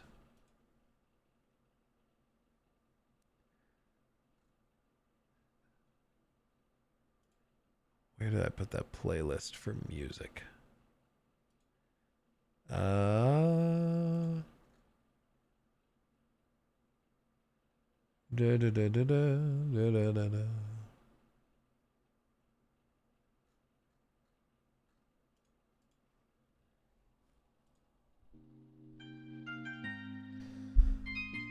Kojima's taking it. I don't know if anybody's gonna be able to take back Kojima.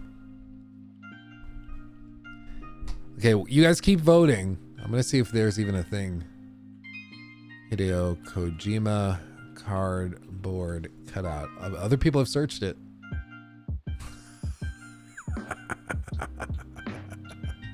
Yes, baby. Young Kojima too. Life size. You can do a mini one. Mini are 60 centimeters tall. So it's 2'8". So he just be this little bitty guy. We have to do life size. Wow. There's so many pictures that are just the same picture. I think the mini one would actually be really funny, but oh, Kojima. Do they have Jeff Keighley too? Geoff. I don't even know how to spell his name. I think that's right. Geoff Keighley. Oh my god. Who are these people? Geoff Keighley cardboard cutout. Nope. Sorry, man. He's not famous enough. He's not famous enough. Sorry, dude. Surely they have like a Jordan Peele one. Oh my god. I cannot type today. Jordan Peele.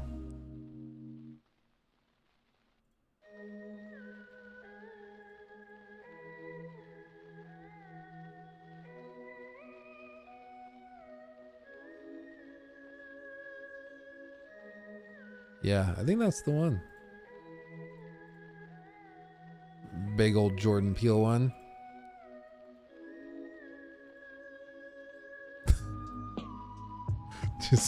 I just love the idea of anytime I talk about any Kojima thing, just pulling him out of the closet. Dorito Pope? Oh, I doubt that there's a Dorito Pope one. Yeah, Kojima's taking it. Keanu Reeves, look, I wonder if there's actually... I wonder if there is a Boogie one.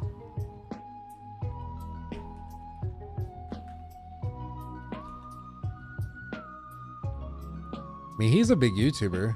Oh my god. Okay, fair enough. It's Boogie, Oogie Boogie. Okay, it makes sense. It makes sense. But I was like, that they did him dirty pulling up an Oogie Boogie.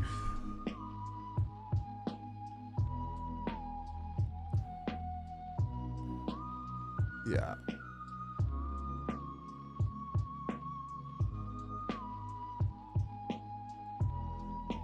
So is this the one? Is this what we need? We can also do personalized ones. So we could take a picture and print it. Lolcow trading cards are out? Really? I remember Boogie saying that he wanted to do that.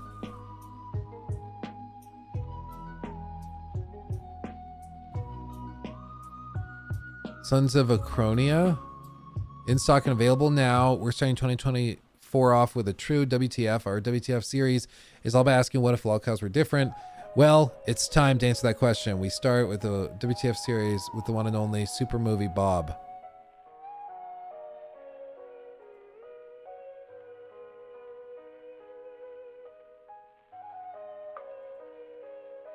I mean,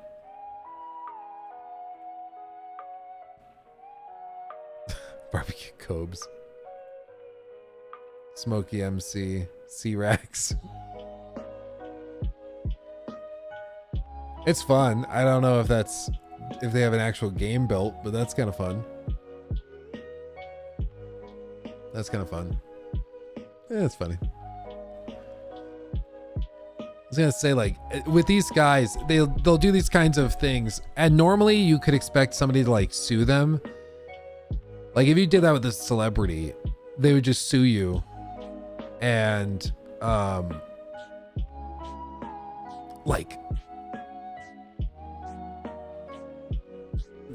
these lolcows, they don't have any money, and they're also not particularly smart enough to do that kind of thing. I don't think.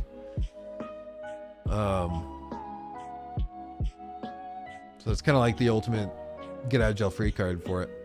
Oh, this is interesting.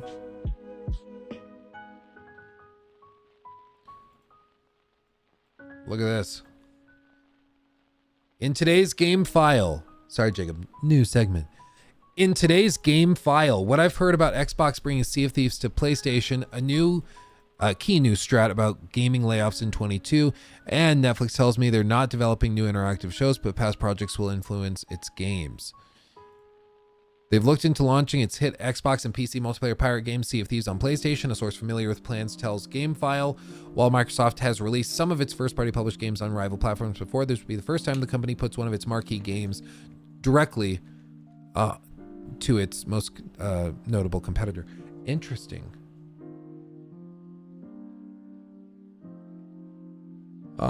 He says, well, this is me hedging. While I'd heard this plan last year and I believed it real, I couldn't confirm this weekend that it's still a thing. I haven't heard that it was nixed, but I wanted to address ongoing rumors today and share what I'd heard. No new info is a little dated.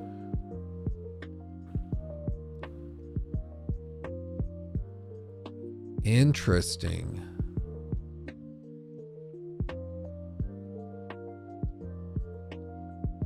Interesting. But I mean, again, this is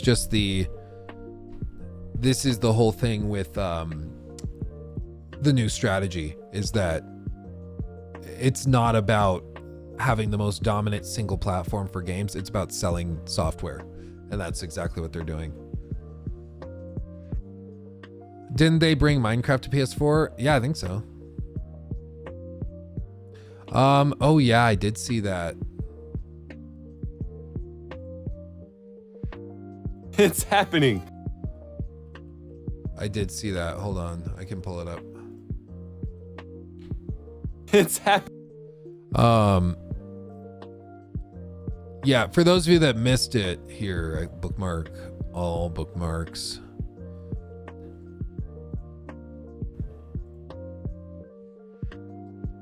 Twitch is experimenting with 4K and multi-encode live streaming. NVIDIA, Twitch, and OBS are teaming up with a new enhanced broadcasting feature that will be available in beta later this month. Basically, their goal is 5 concurrent streams for maximum quality and reach. I don't really understand what that means. Are they saying that like the streamer encodes all of it and then Twitch just distributes instead of Twitch re-encoding? Really? Does that even make sense? It's finally happening. As the self-appointed conductor of the AV1 hype train, the train is rolling into the station, baby! So while everything I just said is true, this is the case. What this actually represents is a paradigm shift for how Twitch handles live streams and how it prioritizes a better viewing experience for the viewer while reducing costs. And that means making a lot of changes that could put Twitch on top And it means that you will potentially never have to worry about stream settings ever again. We'll get into it in the whole section. I am so excited. NVIDIA's CES briefing brought a lot of focus on generative AI, including chat with RTX, giving RTX 40 series owners access to large language models. Oh, that's cool. Wait, so this isn't a general AV1 rollout, it's something else? Disappointing if true. AMD and Intel AV1 encoders are damn cheap and effective. Apparently it's it's tied up in supporting AV1 encoding, but they're going to do something with the scalability features of it to decrease bandwidth on the server side, which is one of the strengths of AV1 encoding. So at the very least, if they support AV1, that would be awesome. Because if you guys don't know, AV1 is an encoder. Like most YouTube videos are like H.264, H.265, and they're fine, but they have pretty large file sizes. There's limitations on what you can do. Like if you want to stream in 4K, you need like for H.264 or 5, you need like 35 to 50 megabit per second upload. Whereas with AV1, you can get that same quality with only like 6,000 megabit per second. Like really not that, or 6 megabit per second, not 6,000. That'd be 6 gigabit per second. So like you need 6 megabit per second for AV1, which is interesting. Directly on their PCs for AI mucking about. That's coming later this month. There's improvements to the ACE hybrid AI NPC tech for games with a partnership with Convey to allow NPCs to dynamically chat back and forth between each other and the player with awareness of objects in the scene and stuff like that. Plus the big one, RTX Remix finally enters open beta on January 22nd. That is the toolkit that allows users to remaster older games quickly and easily, relatively, to add in ray tracing graphics. And they're equipping RTX Remix with generative AI tools to allow modders to upscale the textures and such too, to match the higher end production that they're aiming for with these mods. This project was the most exciting AI announcement to come from NVIDIA before, but it's been very slow going to. That's ridiculous. Like, there's a big conversation going on in the industry right now with AI, just in general. And maybe we should just do this as its own thing. NVIDIA CES presentation. Because I'm mainly interested in like higher.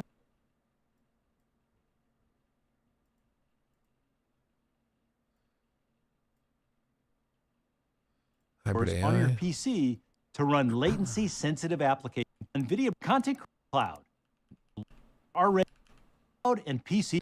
Okay, so new segment, Jacob. One of the craziest things going on in the world of tech today, of course, is AI. It's all anybody can really talk about. It's mildly annoying that it's all anybody talks about, but it's because it's really powerful and it can streamline the production of a lot of this stuff.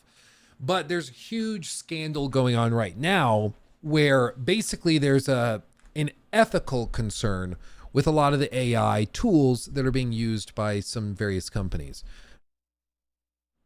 One of the most recent and visible scandals has been like the discussion over AI art. So things like Midjourney or some of these other apps. And recently there was the whole thing where Midjourney allows you to create basically pictures that are so accurate, sometimes they just straight up bypass and slip into copyright infringement. Like it just straight up is X copyrighted thing. So like Paul Tassi tweeted this out where he said like, I just tried this whole Midjourney version 6.0 gives you licensed characters even if you don't name them thing. So he put in a prompt asking a video game character who's a young girl traveling with a middle-aged man in the apocalypse, aspect ratio 16:9, and it produced this image. Also produced these images. This one's kind of, at least a little original. But these very clearly are Joel and Ellie. Granted, they're slightly different. Joel looks a little bit older and more tired there. This one's very, very close, very accurate. This one, Ellie looks like she's 7 years old, and Joel looks a little bit older, but it's still Joel and Ellie. It's a little different, but still. And there's a ton of stuff like this. Other people in the comments said that they tried it and it produced varying results.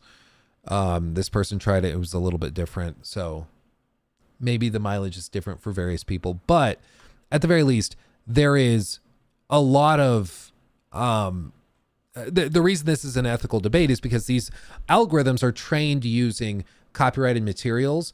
And so the debate is whether it's ethical, therefore, to use the tool that's been trained off of copyrighted stuff in the work of others without their explicit consent, right? Maybe the company that owned the pictures or the platform where the pictures were consented. I don't think that they did. I mean, this one, somebody was posting a picture saying that they had like popular movie screen caps with these, version 6.0, and it produced straight up movie screenshots from various films. I have not tried it myself, so I don't know for a fact that this happened. But these people are saying that they've captured the video of them doing it in real time, so they can demonstrate it that way. But it's a serious ethical concern, and there are lawsuits that are currently in the works. Like I think it was the New York Times just filed one against Microsoft / OpenAI over this because it's a serious question. Oh, thank you, babe. And it is a question. To pretend like it's not is just kind of foolhardy, in my opinion. So it's a question. However, while this is concerning and people are thinking that this is a serious thing that we should talk about, there are other AI tools that are very valid by most agreements, I think, such as these AI models that can do a lot of work to, for example, create NPCs that can talk to each other, that can interact with each other. Other AI tools get into more of a gray area, like the Photoshop filling in the gap thing, where it can just like straight up add certain things to pictures that weren't there before, which makes some people uncomfortable because it's also been trained using images that they didn't necessarily get the rights to use. But it's all just a big kind of circle jerk of questionability. And they show a lot of this stuff being used with various games, different stuff that they can do with the AI tools that they have available to them. To gamers. Our latest collaboration is with Convey, Like a this. developer This is crazy. platform that enables easy integration of Gen AI-powered game characters. Convey's platform features a set of tools and APIs to create character personas and enable dynamic conversations leveraging the new NVIDIA Audio-to-Face and Riva microservices. The latest features from Convey enable real-time character-to-character interaction, scene perception, and actions. Let's take a look. Demo. In this demo, we're back in the ramen shop with And it doesn't have a ridiculously wide aspect ratio. Jin. Except this time, we're joined by Nova, a cybersecurity expert in our cyberpunk-flavored world. Let's listen in as these two AI game characters have a generated conversation. Nova, you ever get that uncanny feeling we're like those AI constructs from the old sci-fi flicks? But nah, we're too quirky for that. The cool thing is, the conversation's different every time. In AI saying, nah, I'm too quirky for that. Quirky is one word for it, Jin. I think we're just too real to be anything but flesh and blood. You're not wrong, Jin. Sometimes I wonder if we're all just part of some elaborate cybernetic dream. If we were AIs, I'd be the one cracking jokes about the singularity over a bowl of ramen. Kai, long time no see.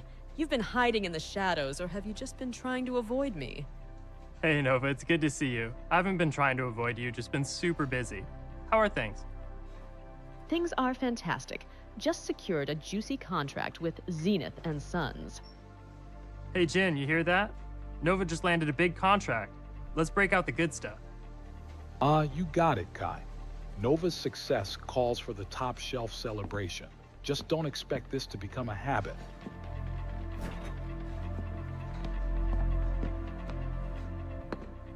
Thanks, Jin. So Nova, have you been playing any games recently? I've been testing this cool game tech on a secret new GPU that's launching very soon. I can't talk about it here, but I can show you at the lab. Wow, that sounds super cool. Yeah, I'd love to see the game tech. Let's go back to your lab. Absolutely. Follow me and prepare to be blown away by what you're about to see. With Convey's latest framework, game characters can now interact with the scene by fetching objects and navigating the world, all based on your conversation. So this is what I've mentioned before, that I see the next big evolution of gaming to be tied to AI. Not tied to ray traced graphics, not tied to bigger worlds, not tied to ray traced audio. It's all AI and improvements to NPC AI especially. So these types of encounters are going to be common in things like I think triple and quadruple A open world games, probably in the next 5 to 10 years. Lots of potential. Exactly, Zach. Is it perfect now? No, absolutely not. You go back and you look at some of the tech demos that they dropped in like 2013 for the PS4 gen. They did not look that great. However, when we actually saw at the end of the PS4 generation the full potential of that hardware, it far surpassed what was in that demo. And in this case, we're seeing a demo that looks like it's got a lot of potential. So just imagine what we're going to be looking at in 5 to 10 years. Once this tech is out of the like beta kind of figuring it out phase and is actually being implemented, it's going to be madness. It's going to be absolute madness. So this type of thing is in the early stages, but this is what you can expect to see. You're going to see games where, like, imagine a Detroit Become Human type of game where you're actually hooking it up to a microphone and talking to NPCs and having conversations trying to solve crimes, or an RPG where you're doing this in real time. Like, this is where it's going to go. Like, people don't have to necessarily love it. Some people are finding this to be dystopian, kind of creepy. I totally understand that. But this is where it's going. This is the vision. This is the future of where all of it's headed. Over to you. And I think this is one thing that is also kind of crazy, is like people get, I think, really touchy with this stuff because it's very different. And it also, straight up, is going to probably put a lot of people out of work. Just being honest, okay? Just trying to be real. With this, if this is working, all of a sudden the need for a whole team of writers to write like NPC interactions and all these conversations and branching dialogue options, that team is not really needed in the same way. I think there still will be, of course, a lot of writers to fine tune these character profiles, to use those AI tools to change how they would react to certain talking points. Maybe you can add in little direct responses where it's like, if the player brings up something inappropriate, like if the player tries to flirt with the character, shut it down immediately. Don't react to it, or react to it very negatively and powerfully with emotion level of 10 plus, whatever, you know. So it's going to put people out of jobs, absolutely. But like Leo says, this is an argument that comes up anytime there is literally any advancement at all. People were saying that Uber should be banned in the US because it would put cab drivers out of work. People said that computers should be banned or heavily regulated because they were going to put human computers out of work. Because if you don't know, back in the day, the term computer was an actual job that somebody had. Somebody whose entire job was just doing arithmetic and math at like big industrial like engineering firms, just doing the math by hand. And then once computers came along and they were able to just have the machine do it more accurately and way faster, those people were put out of a job. Same with like typists, no longer like needing to have all of these typists and secretaries doing all of this work, because now with a laptop or with a personal computer, somebody could write a document and then just backspace and swap it out. Wasn't that big of a deal. And Xiphone, I agree. This is way bigger than cab drivers and computers. This is changing the foundation of how we interact with technology. Yeah, I think the closest comparison probably goes back to when the automobile became mainstream. Like once the car, as we know it today, became mainstream and it became accessible for most people, probably in like the 50s, 60s, and 70s, going into that era. Even in the 40s, you know, cars, a lot of people had cars, but they were still very expensive. but it fundamentally changed how people got around, how people were able to live farther away from where they worked and drive to work. They didn't have to be near public transportation or anything. It totally changed the world. And there were people calling for it to be regulated. Like, you can go back and find news clippings and articles and things people wrote and op-eds in newspapers and stuff calling for vehicles to be regulated and prevented because it was going to put the stable industry out of work. Like, let me see if I can find that video. I forget who was it?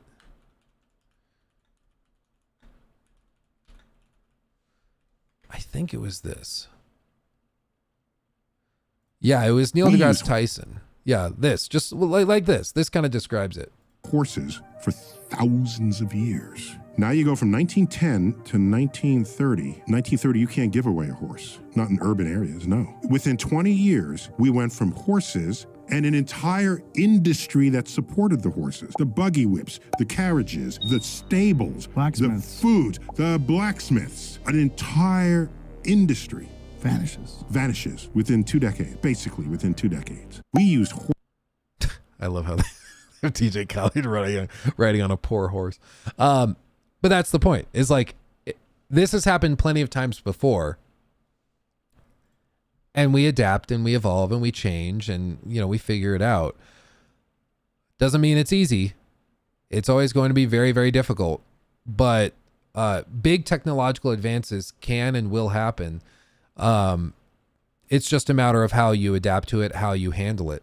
And the thing with this in terms of technology is that if you as a group of people, as a society or a civilization, if you don't follow the technological advance, guess who's going to? Everyone else. And guess who will be horrifically behind? You. So I understand the desire to like stand on a pedestal and, soapbox and be like, no, we don't like this because it's going to have growing pains. Absolutely. And we have to take steps to make sure that the people that are put out of work by these technologies have viable ways of finding new jobs and doing different things, or empowering them to use these tools to kind of work in a different and new way. However, in my opinion, that does not mean that we should just avoid progress or shoot ourselves in the foot. Same with like automated trucking. In the future, yeah, we're going to have automated trucking. All of those semis you see on the highway, they're probably all going to stay in the far right lane, and it's all going to be driven by, basically the autopilot systems that like Tesla and Mercedes are developing, and they'll be able to drive nonstop overnight. They won't need to take, pit stops or breaks. And the only reason that's not really a thing now is, for one, because autopilot is still a little flimsy, but also because of all the trucking unions that are preventing that from happening. But one day it will. Eventually, they'll get over it. The union negotiations will fall apart, and they'll instill those rules, and shipping will be totally reinvented. And all of those people who work as truckers, including like my brother, are going to be out of work. But that's just what happens when technology allows you to progress past a certain point. It sucks, but it's just how the world works. And it's been this way for all of human history. You, Christina. Thank you, Seth. So many exciting new developments in gaming, and it doesn't end there. I'm thrilled to share that we now have over 500 RTX games and apps. This includes Alan Wake 2, which won 3 awards at this year's Game Awards. And we just keep growing. Horizon Forbidden West, the critically acclaimed sequel to Horizon Zero Dawn, will be coming to PC early this year with the Burning Shores expansion, accelerated by DLSS 3. RTX gamers will race to save the planet's crumbling biosphere. Let's take a look. Well, it looks like the rebels just got a lot more firepower. Oh, baby.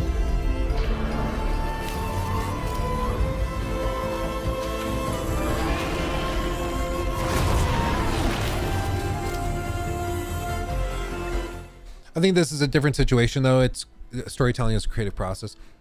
We're talking about AI affecting technology in general, though. Like, yes, this particular application is in video games, which are, in my opinion, an art form. And there's an art to it. But this is affecting everything from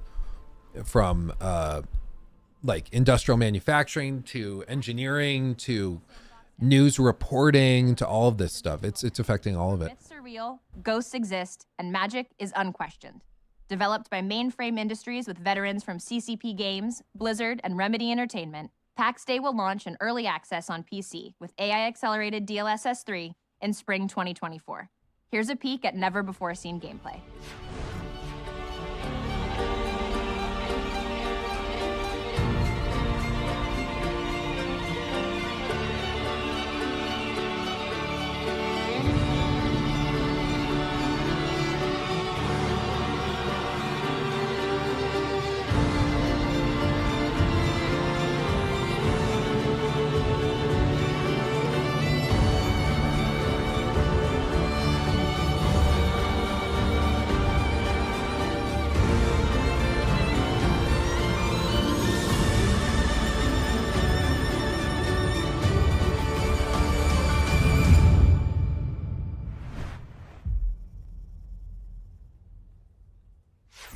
Last summer, Diablo 4 launched with DLSS 3 and immediately became Blizzard's fastest-selling game of all time.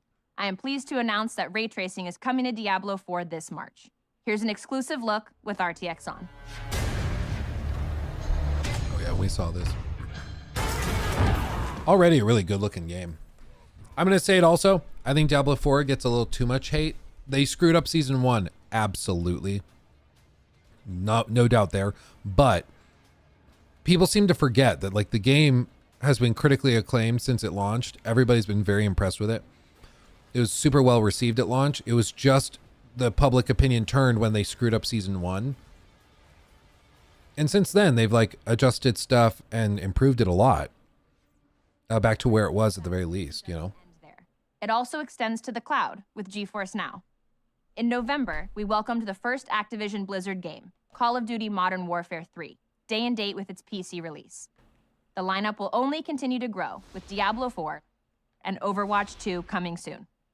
We will continue to release top titles from around the globe like Honkai Star Rail and PAX Day. Today, I am also excited to announce Day Passes coming to our membership options starting in February. Priority and Ultimate Day Passes will give gamers a full day of gaming with fastest access to our servers. At the intersection of... That's kind of cool, a day pass. So it'd be something where like you don't need to sign up for a monthly subscription. You just buy a day pass if you're like, I don't know, stuck at like the DMV or something and you're just trying to burn time. That'd be cool. That'd be cool. Of gaming and creating is NVIDIA's modding platform, RTX Remix. There are over 10 billion game mods downloaded each year. With Remix, modders can remaster their favorite classic games with full ray tracing and DLSS 3. Jesus, dude. And use generative AI. It's like this is another one of those things where like the artificial intelligence algorithms or whatever are able to do some crazy work. Like look at how just using like image upscaling, it can totally revamp textures to the point where they all of a sudden it looks like a remaster that you would like a few years ago pay $60 for. It's crazy. Watch as the Fallout 3 remaster is just this. You know, they gave 3 people a week and a half to do it. They just did it with all these tools and then they charged $60 for it. Just wait. Classic games, low resolution textures into 4K physically accurate material. Like that's wild. It goes from looking like somebody rubbed Vaseline all over it to actually pretty sharp. Like granted, it's not going to change, like a remake would still be better, but still very impressive. Accurate materials. We are excited to announce that the RTX Remix app will be releasing an open beta on January 22nd. The community mod team Orbifold Studios is using RTX Remix to reimagine one of the greatest games of all time, Half-Life 2. Dude. Let's check out their latest trailer for a first look at Ravenholm with DLSS 3.5. This is crazy, man.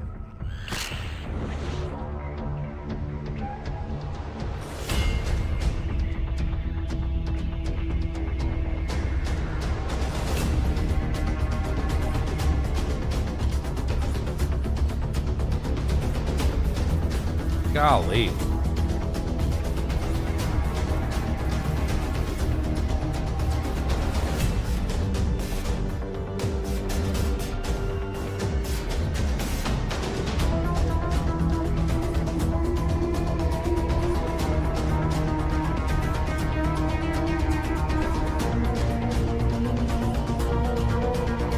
Look at just the improvements to the brickwork, like actual physical geometry.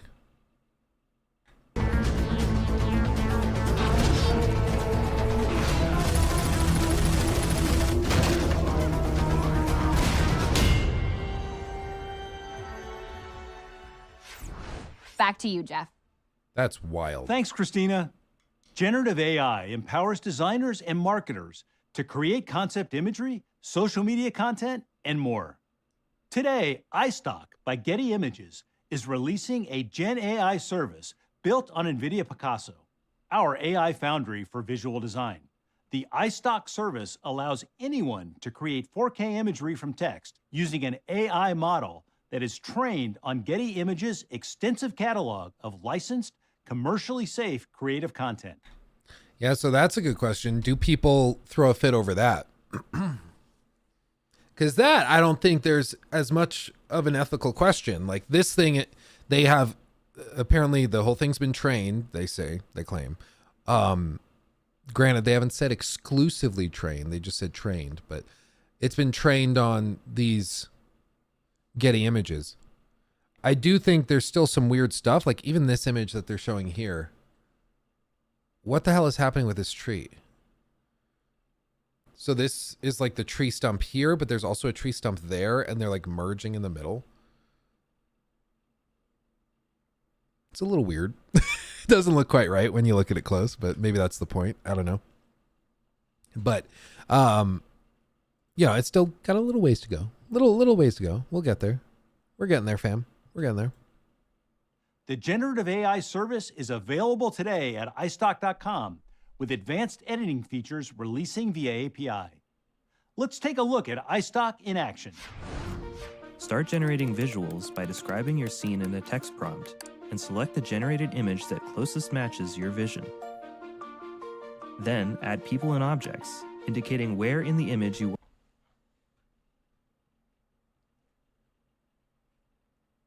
It's like rock and then wood. Doesn't look right. want to place them and adding them with a simple description. iStock also allows you to modify specific elements in your image. For example, you can select a piece of clothing and iStock will generate new options that fit the space. Once you are done composing your scene, easily expand your image for different mediums. Go beyond your imagination and discover how easy it is to explore, design, and create with generative AI by iStock.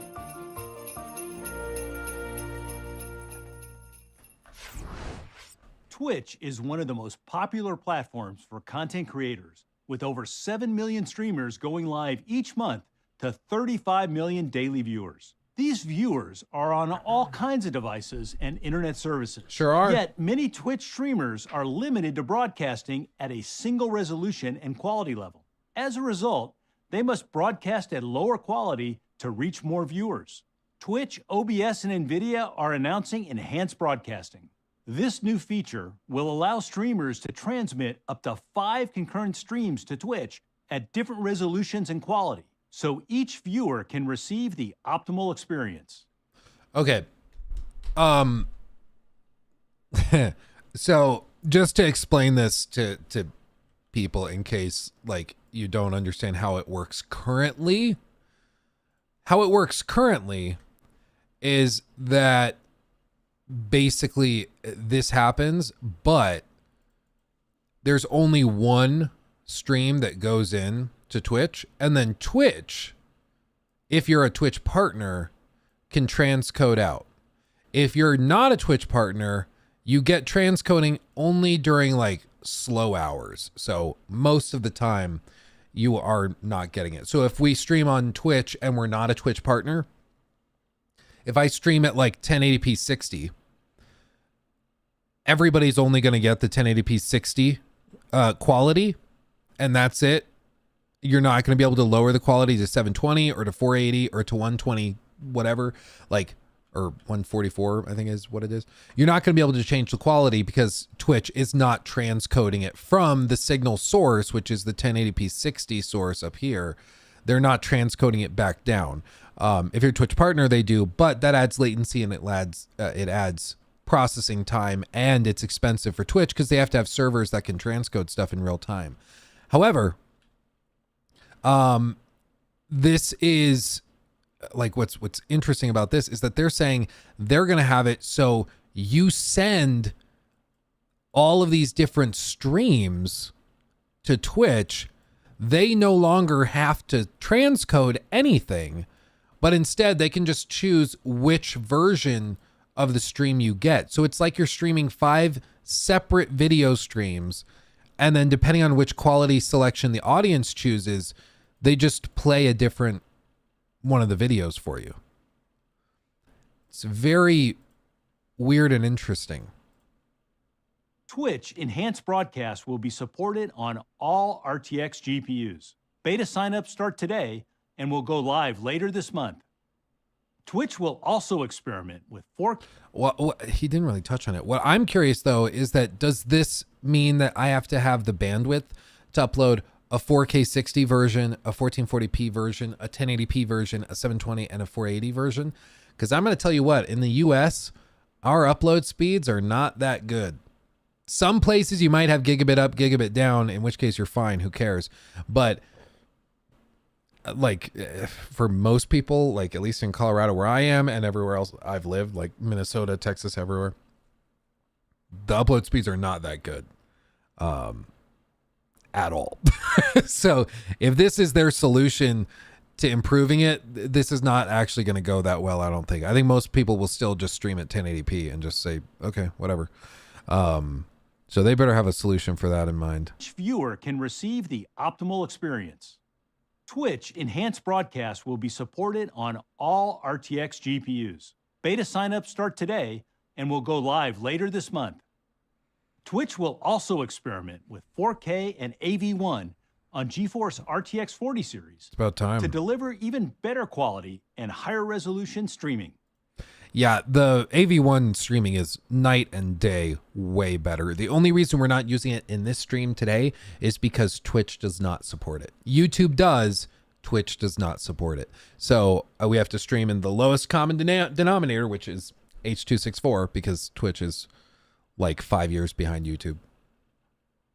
Today, we are announcing the Super Series. Let's take a look. Oh, now it's the graphics card thing, which they like play around with the wording. And rendering large 3D scenes.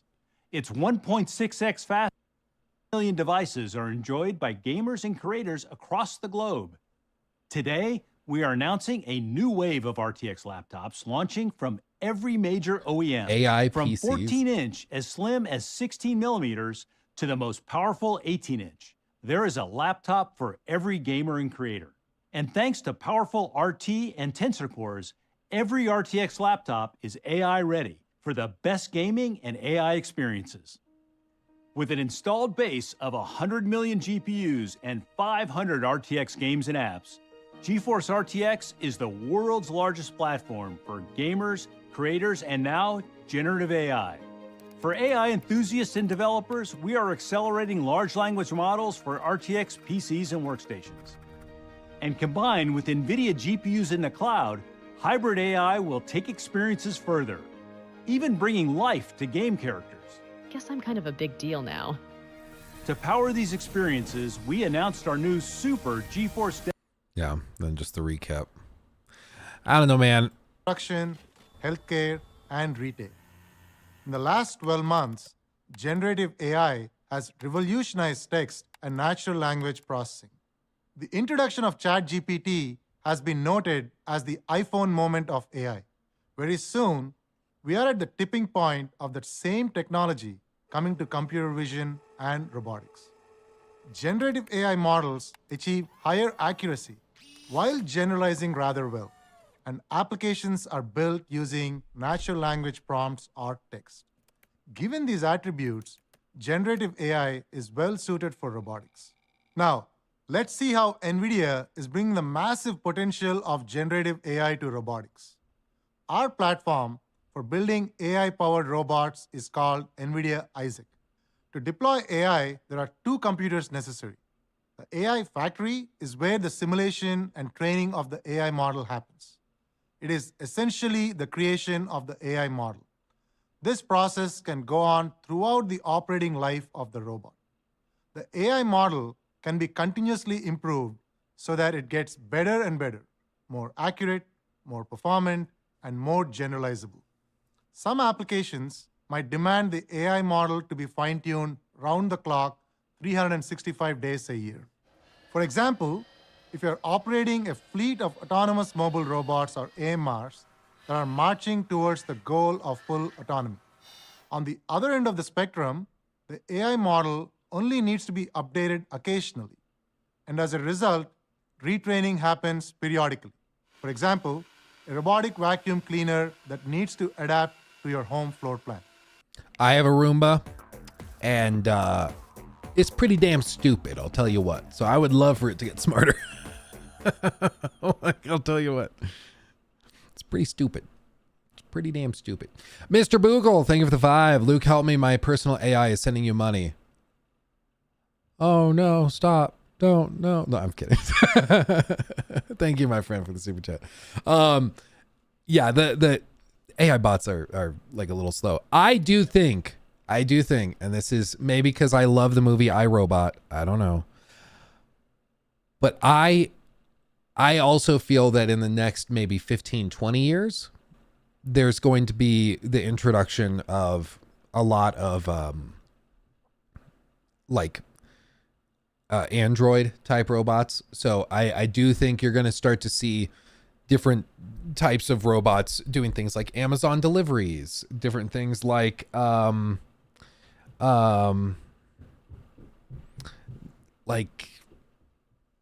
manual labor, doing things like walking dogs and stuff like that. Like I think that stuff's going to be very, very common.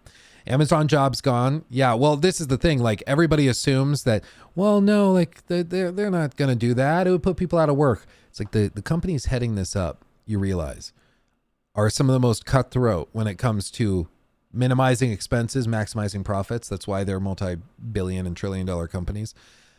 The second that Amazon gets the ability to like get rid of delivery drivers and have like the trucks drive themselves and then have a little Android robot bring you the package up to your front door, they're going to do that in a heartbeat, instantaneously. That's the promise with like that Tesla robot thing that they're working on. Whatever his name is, I forget what they call it. But the promise with that thing is that it's going to be allegedly like 10 grand. They usually get the pricing wrong. So let's say 20 grand, but you pay 20 grand for this robot, the Tesla bot, whatever it is. And then it can do all of the manual labor for you. So like if you don't want to, let's just say you have something really tedious and mind-numbingly horrible to do. Let's say you have to shovel all the rocks out of your like rock bed in your front lawn. You want all of those rocks removed, put in a wheelbarrow, moved over and dumped into a truck so that then you can lay down like fresh dirt and grass and sod and stuff. That's all you want to do. But it's going to take you like days of miserable manual labor in the hot sun to do it, or it's going to take like a team of 5 guys a day or 2 to do it. They'll also be miserable and it's going to be really expensive. Or you can just use your robot to just do that for you.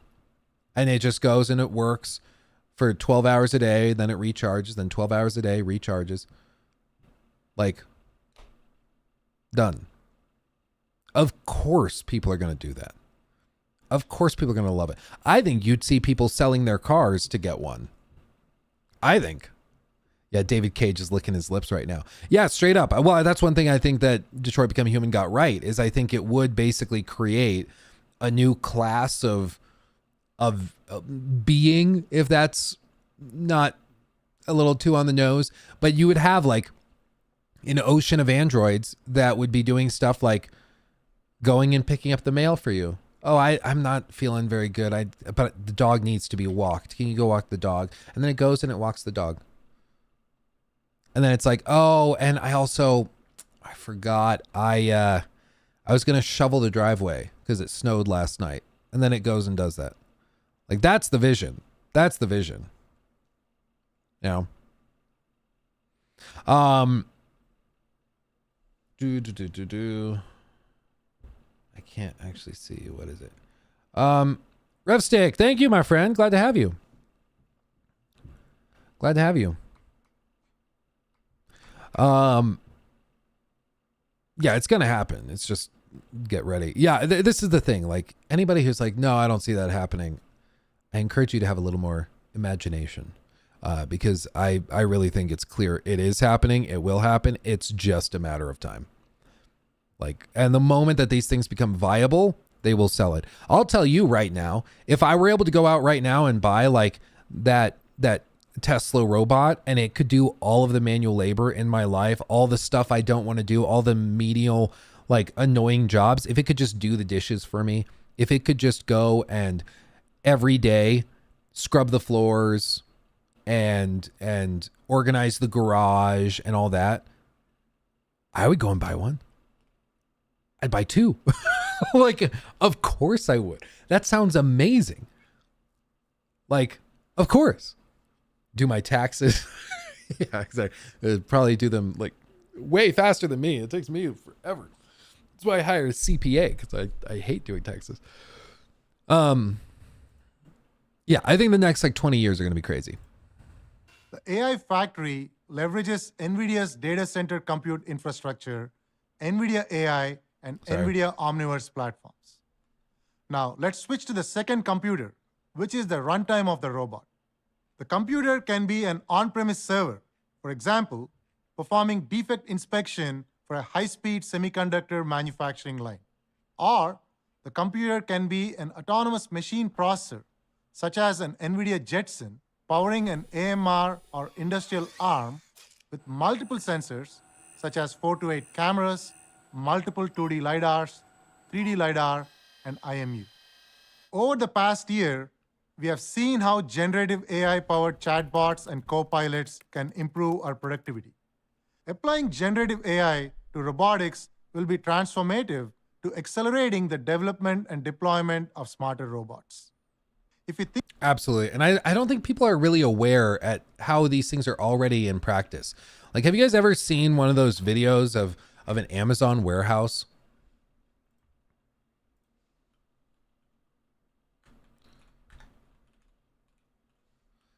Like, they're crazy. Before now, robot technologies. Amazon has already started testing Digit in its Seattle Robotics Research and Development Facility, potentially adding to the company's fleet of more than 750,000 robots. And the company's investors have big ambitions for them. The fact that it can enter places that were designed for humans and solve those challenges that exist without having to rebuild the environment for automation. And it doesn't quit. And it doesn't quit. They're about $250,000. So I'm sorry, I found that statement really, really dystopian. Did that not sound insane? Did that not sound insane? Like, yeah, and they don't need healthcare either. Like, that's basically what he just said. It's like, yeah, we can work them to the bone, and they can't quit. They can't complain. They don't ask for bathroom breaks. Like, it's one of those little moments where you're like, oh, that didn't sound good. That sounded bad. Yeah, it's a robot, so like it's a hunk of metal and silicon, like it's whatever. But that did not sound great. they're not inexpensive. But, you know, over just a few years, they're worth it. As of 2022, Amazon employed about 36% of warehouse workers in the U.S., a workforce that often complains about the injury risk of working to get packages to customers in 2 days or less, according to OSHA.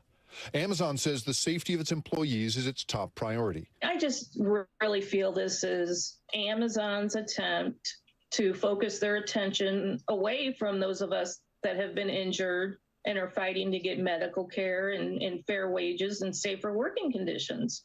I wish they would spend their money in just making it a safer place to work for the rest of us, you know, those of us that need jobs and need a paycheck, you know. This is exactly the point, though, is that they could spend billions making the environments safer, maybe doubling the number of warehouses and double the number or tripling the number of employees. So there's less work per employee to do, so they can have productivity, you know, where it needs to be while also making environments safer. They could do that. Or, like that guy just said, they could just invest that money into autonomous robots that will work in these environments as they are. And if they break, who cares? Oh no, the robot got its finger pinched. It doesn't care. It's a robot. Oh no, it got knocked down and we have to do a little repair on it. Just go grab another one of the bots from the shelf and bring it over here. Doesn't matter. Like for them, it's way easier to just do that. And on the one hand, yeah, it'll actually lead to less injuries in the workplace. You'll probably see a pretty large decrease in warehouse related injuries once robots start coming in, because there won't be humans in those buildings to get those injuries anymore.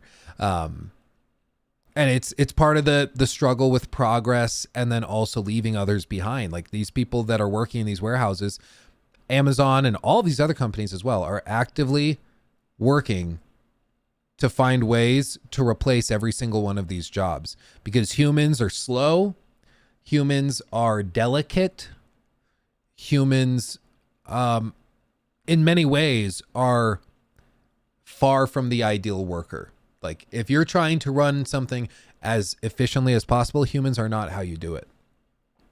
Robots are. Robots, like they said, robots can't quit. And that's what they want.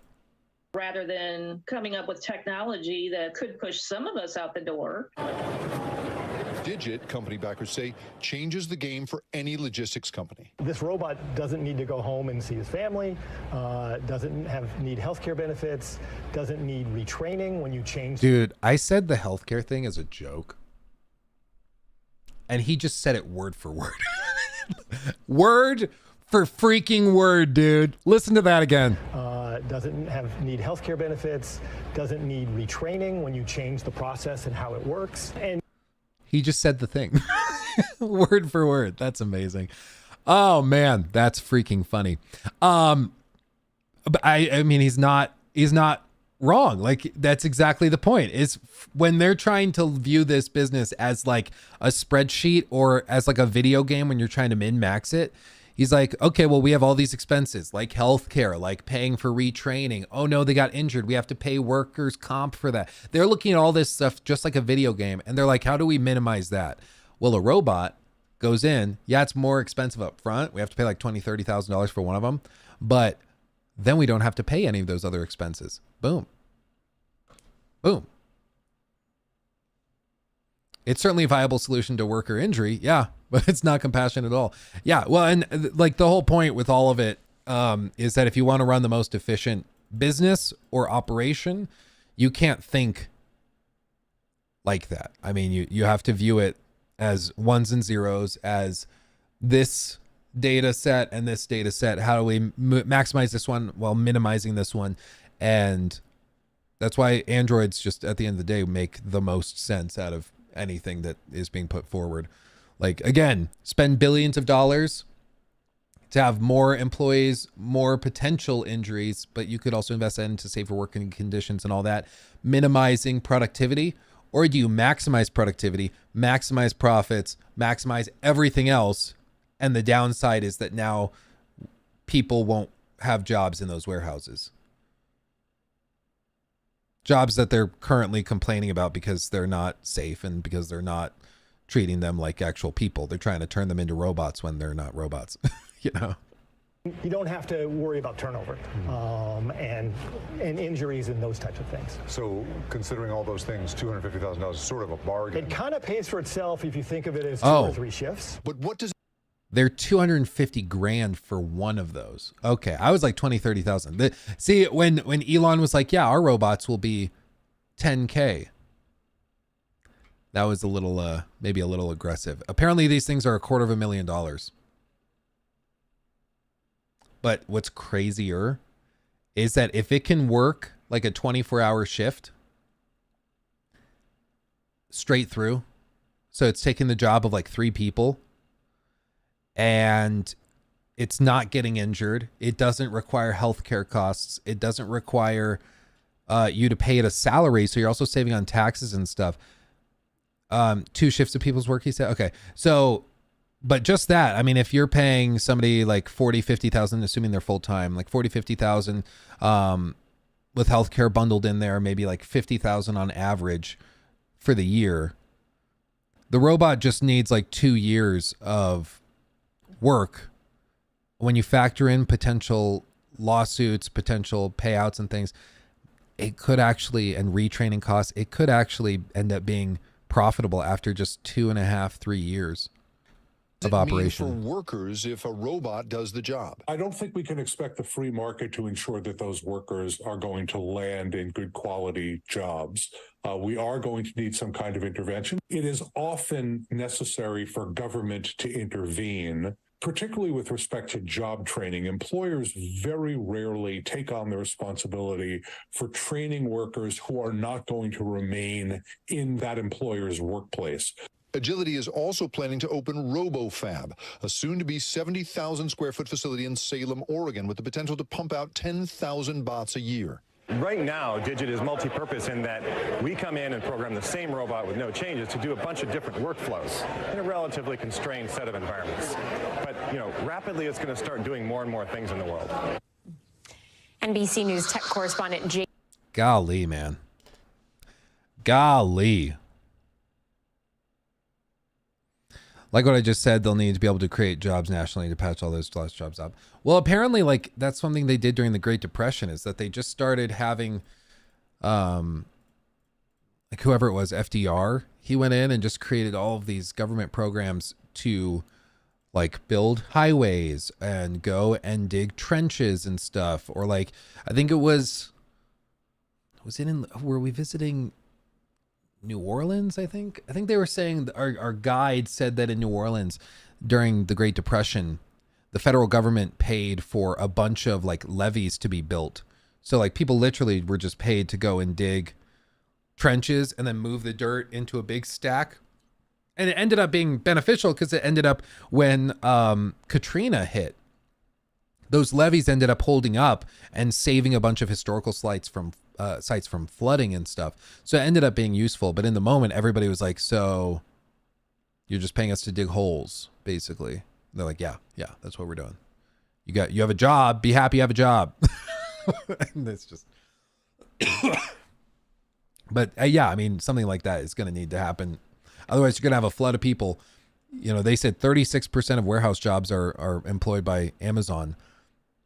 The second that they get these robots running reliably and they decide to greenlight full adoption of those into their warehouses, you probably have 50, 60, 70% of warehouse workers laid off within Amazon. And then Walmart does it. All those people get laid off. Like, it's going to be crazy. Good example. Sadly, those robots can dig holes too.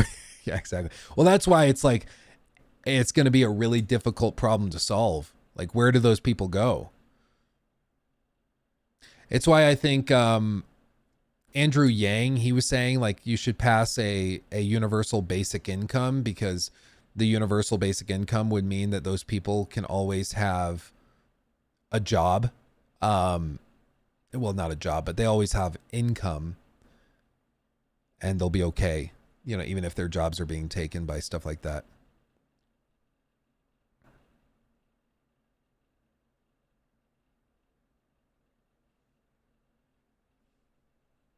Got to learn suffering. Well, yeah, wasn't that the meme where they were like,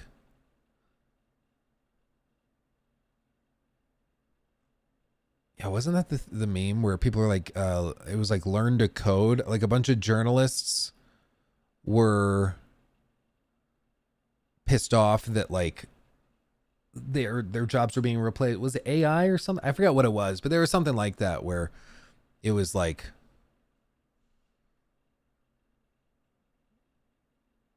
yeah, I forget exactly what it was. But yeah, that learn to code thing, wasn't that a whole meme with it?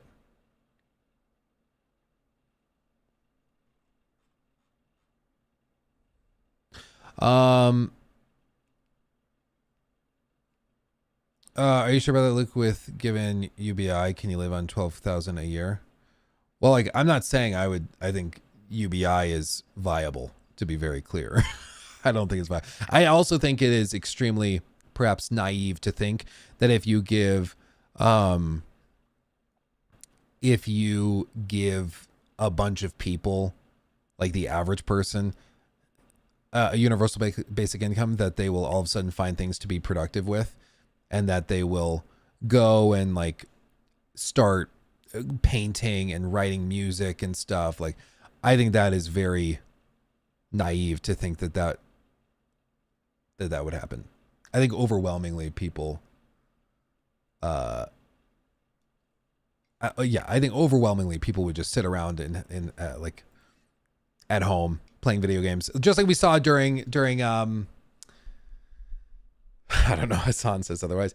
I think just like we saw with COVID, when the stimmy checks were coming in and people were getting paid through the PPP program, and so they were able to take time off work because everything was shut down, and they were just at home for extended periods of time while still having their finances covered basically through that government subsidized program. What we saw was most people like stayed home and were then like playing games. People tried to start streaming, tried to become YouTubers in vast numbers. And as a YouTuber, you know, I think that that's great. I think we should have more creators. I would love to see that. But on the same side of things, like, I think if you introduced a UBI and all those warehouse workers then get laid off and just get like their basic needs covered, you'll just have a flood of people that start staying home all day, just like trying to become streamers or TikTokers and stuff. Like,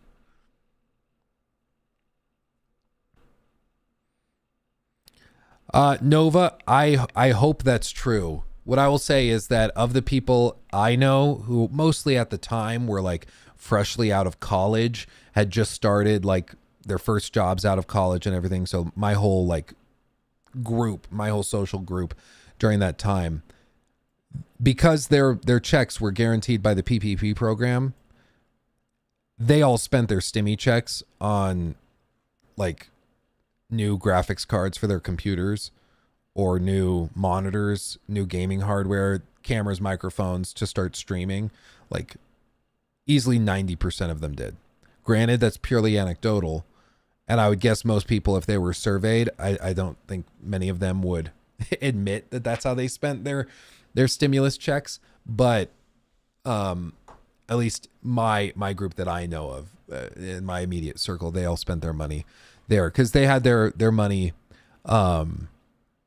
guaranteed through the PPP program. So like they were already getting their rent checks already, or guaranteed basically. Joraptor just posted this: new Harry Potter games and content teased by Warner Brothers. There are, quote, a series of other things that are currently unannounced and, quote, will let the fans be part of this world and stories and characters in deeper and deeper ways. Sounds like some sort of live service and multiplayer stuff to me. It definitely does. It definitely does.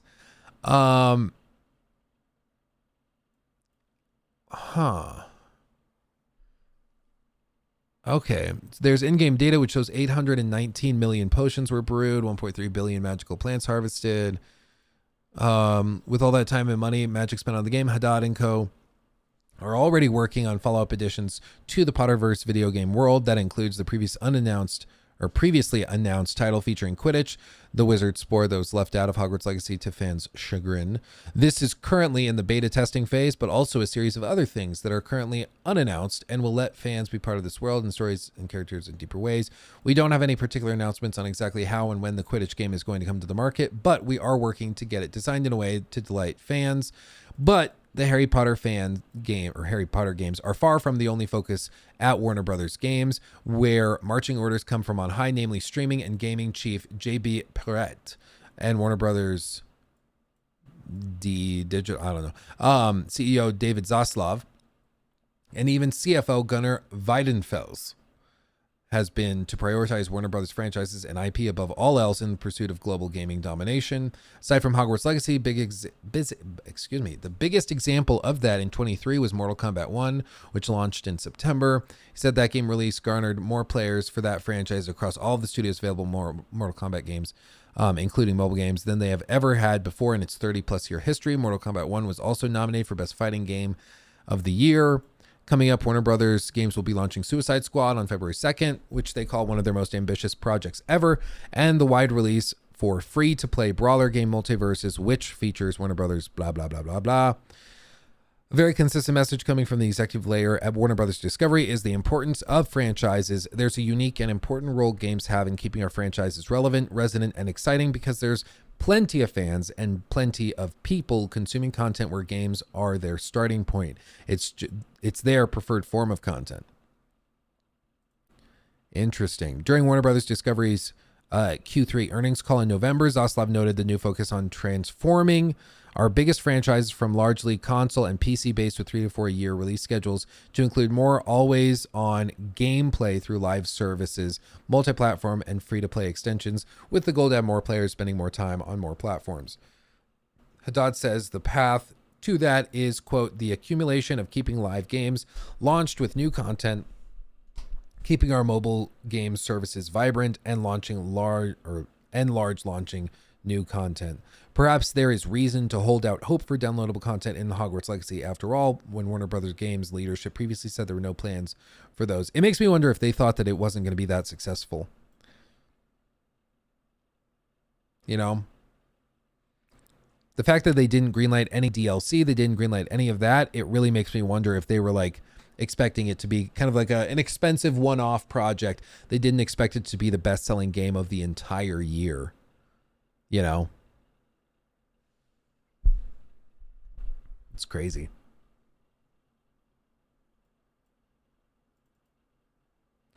I'll probably still get Suicide Squad, but only because I'm a huge superhero show. Well, yeah, I'm hoping it's really good. Tomorrow on the 9th, we're going to see a lot of information drop about it. So I'm excited to see that. I'm hopeful that it's awesome. The time will tell. Nova, thank you, by the way. Appreciate you. Thank you. Are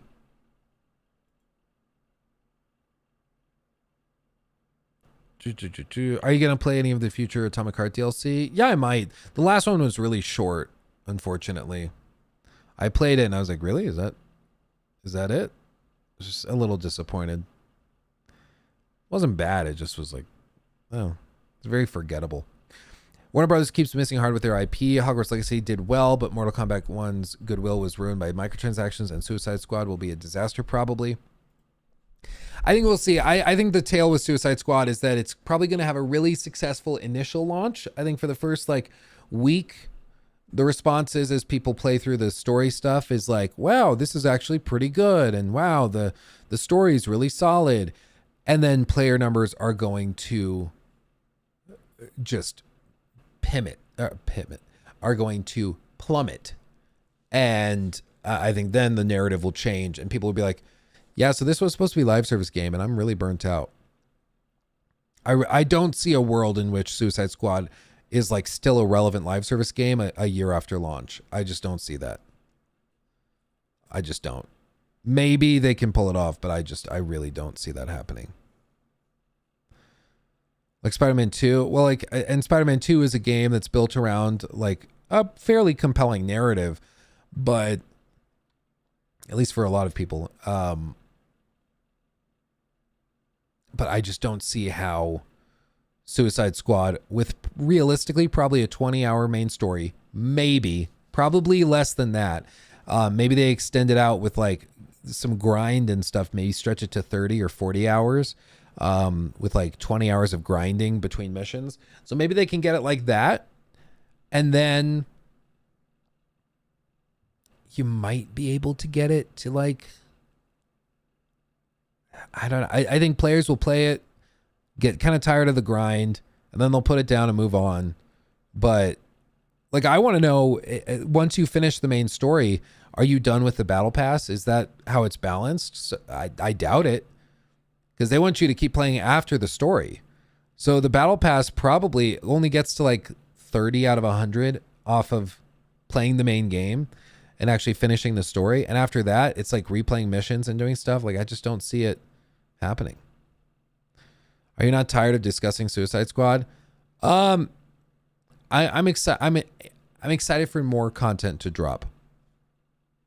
I think it's similar to to Starfield in a way where like it's from a studio I once loved dearly, and I hope to still love it. I hope that they pull it off and that all my concerns are alleviated. But with all this stuff, it's like with how low effort a lot of people and a lot of like streamers are with thinking critically about content and games that they're promoting, I feel an obligation to step forward and be what I would like to think is the voice of reason in these discussions. And sometimes that makes me out to be like the negative Nancy or the one that's like pissing on the parade. And if that's the case, and that's how it comes off, that's a bummer. But I think a lot of those statements and videos I made about like Starfield have aged like a fine wine. Everybody now is like, okay, yeah, no, we get it. Yep. Totally agree. Before the game launched last year, when I was saying all of this same stuff, like, hey, a lot of the stuff they've said does not make sense. And to say that the game's going to run great and be a technological marvel because it's the Creation Engine 2, when that is not actually, that doesn't really mean much of anything. Like,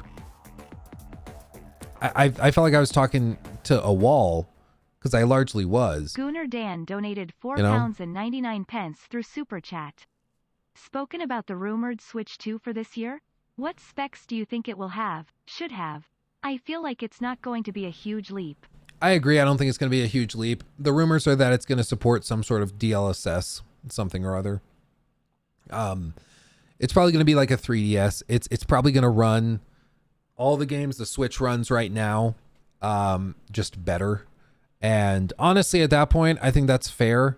If they're able to just use DLSS when it's docked to get it to run at like 1440p or 4K, I'm a happy camper. The thing is, like, you try to play that any Switch game on a bigger display, a bigger 4K display, and it looks like hot garbage.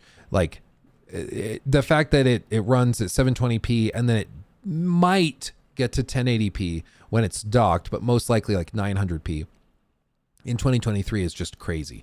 That you could have something playing on your TV at sub 1080p. Like, I just think we should be past that. So my only hope is that if it's just a Switch, it looks just like the Switch, but it's able to play games when docked, mounted up to the TV. If it's able to do that at 1440p or higher, I'm a happy camper. We'll see if we actually get that, but that's all I would really be hoping for, personally. And if they surpass that expectation, awesome. Awesome. You know? Yeah, I think it's unofficially confirmed that it's that there will be a Switch Pro instead of a Switch 2. Yeah, I wouldn't think of them calling it a Switch 2 anyways. I think it's just going to be like the Nintendo DS versus 3DS. Like, I think it's just going to be the same thing, probably a little tweaked, maybe with a slightly different gimmick. What that gimmick is, I'm not entirely sure, but I think, yeah, they probably just tweak it a little bit. I'm not expecting it to be like a totally different, unforeseen device. Brandon Reyes donated $4.99 through Super Chat. Thank you, Brandon. What game or games will have the best collector's edition this year? Mine will prob be Space Marine 2 or Black Myth if they have one. Space Marine 2, I'm very interested in that one. I do have that collector's edition already lined up, so I'm waiting for it too. As for other ones, I mean, potentially Assassin's Creed, they always have pretty good ones. So Assassin's Creed could have a really cool one for AC Red. So that could be a cool one. And also Star Wars Outlaws, if they do a collector's edition for that, that could be badass. So there's going to be some options, I think. I'm just waiting for the Killer Clown drop. Yeah. The Switch Cube. That would actually be kind of cool. I think cube-shaped devices are underrated. I really do. I think we should have more things shaped like cubes. Firm believer. It just fits nicely on a shelf or on a cabinet or a desk. It just fits nice. The thing about the PS5, yeah, it's a little more visually striking, but dude, that thing is impossible to fit in any sort of space.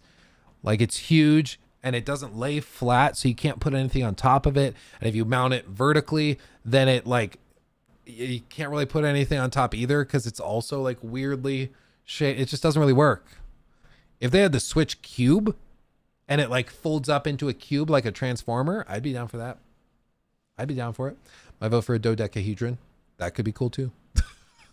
Black Myth, Wukong, Elden Ring, Shadow of the Red or Erdtree, Dragon's Dogma 2, Final Fantasy 7 Rebirth, Rise of the Ronin, and Stalker 2 are my most anticipated.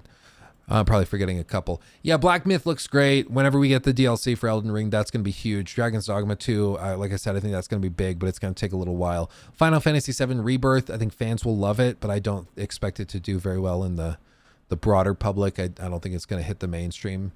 Rise of the Ronin, same thing. I kind of expect Rise of the Ronin to be kind of like a flash in the pan, and Stalker 2 probably similar to that. Let's see. AC Red going to be higher production than Mirage. Yeah, Mirage was basically treated as a big expansion for Valhalla, made in the same tools, made in the same tool set that they used back in like 2018 and 19 when developing AC Valhalla, with some tweaks and improvements here and there. So it's not actually like a next gen Assassin's Creed. It was just kind of like a fun little side project basically that happened to do pretty well. So now we're going to get the full version of the next gen Assassin's Creed game, and it should be a pretty big leap.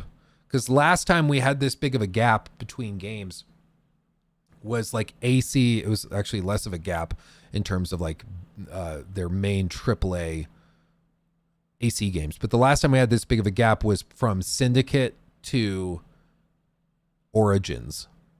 And that was 2015 to 2017, I think it was. So, yeah. Yeah, Joel Raptor did play Black Myth Wukong. I agree. Parts of it look very flashy and crazy. I'm wondering how much of a video game it really is. I don't know. Because parts of it to me look like really cool boss encounters, but I haven't really seen the thread that connects all of it. And all of the trailers and stuff they drop show just like a boss encounter and then fade to black and then another boss encounter. And that could be enough for a good game, but I kind of want to know what ties all of that together. You know, is it a full video game with like tons of interlocking systems, or is it just boss rush mode? And that's okay if it is, but I just need to know, like I want to know what I'm getting into. AC Red is on the Origins engine, right? Or the ROG formula?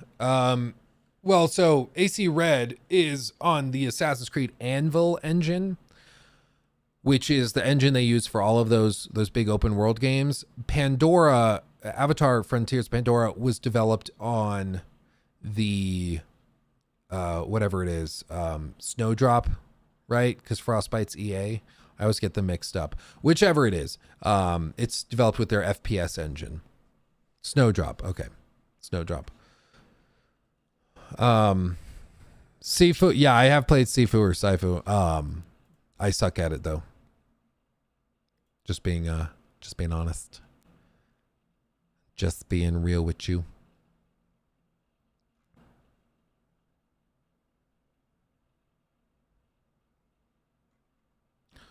Okay, I know I was gonna do the whole Star Wars thing, but my voice is going out and we've been going for 4 hours. So I think I'll save this for either a stream tomorrow or Tuesday, and we'll dig into this and talk about all this because I have a lot of thoughts on it, and we'll do a whole segment on it. My voice is just going out and I don't want to lose my voice. That would be bad, okay? Really bad. So I think we'll call it there, but thank you everybody for joining me. This has been a joyous time. Time flies when we're having fun. Yeah, tomorrow's Tuesday. Yeah, I was thinking of doing a Tuesday stream. Is that just so crazy and spontaneous? Is that not wild? Oh, I do have a dentist appointment. I'll have to see when the dentist appointment is. If I can work around it tomorrow after or before my dentist appointment, maybe we'll do a little stream. That could be fun. But anyway, thank you all for watching. Thanks for chilling with me. I love you all dearly. Oh my God, so quirky. I know, right? You guys are awesome. I love you. I'll see you in the next stream, whenever that is, either tomorrow or Wednesday. But stay safe. Much love. Thank you for all of the generous super chats and subs. You guys are crazy, and you humble me every day. So truly, thank you. Much love. I'll see you in the next one. Hugs and kisses. Bye-bye.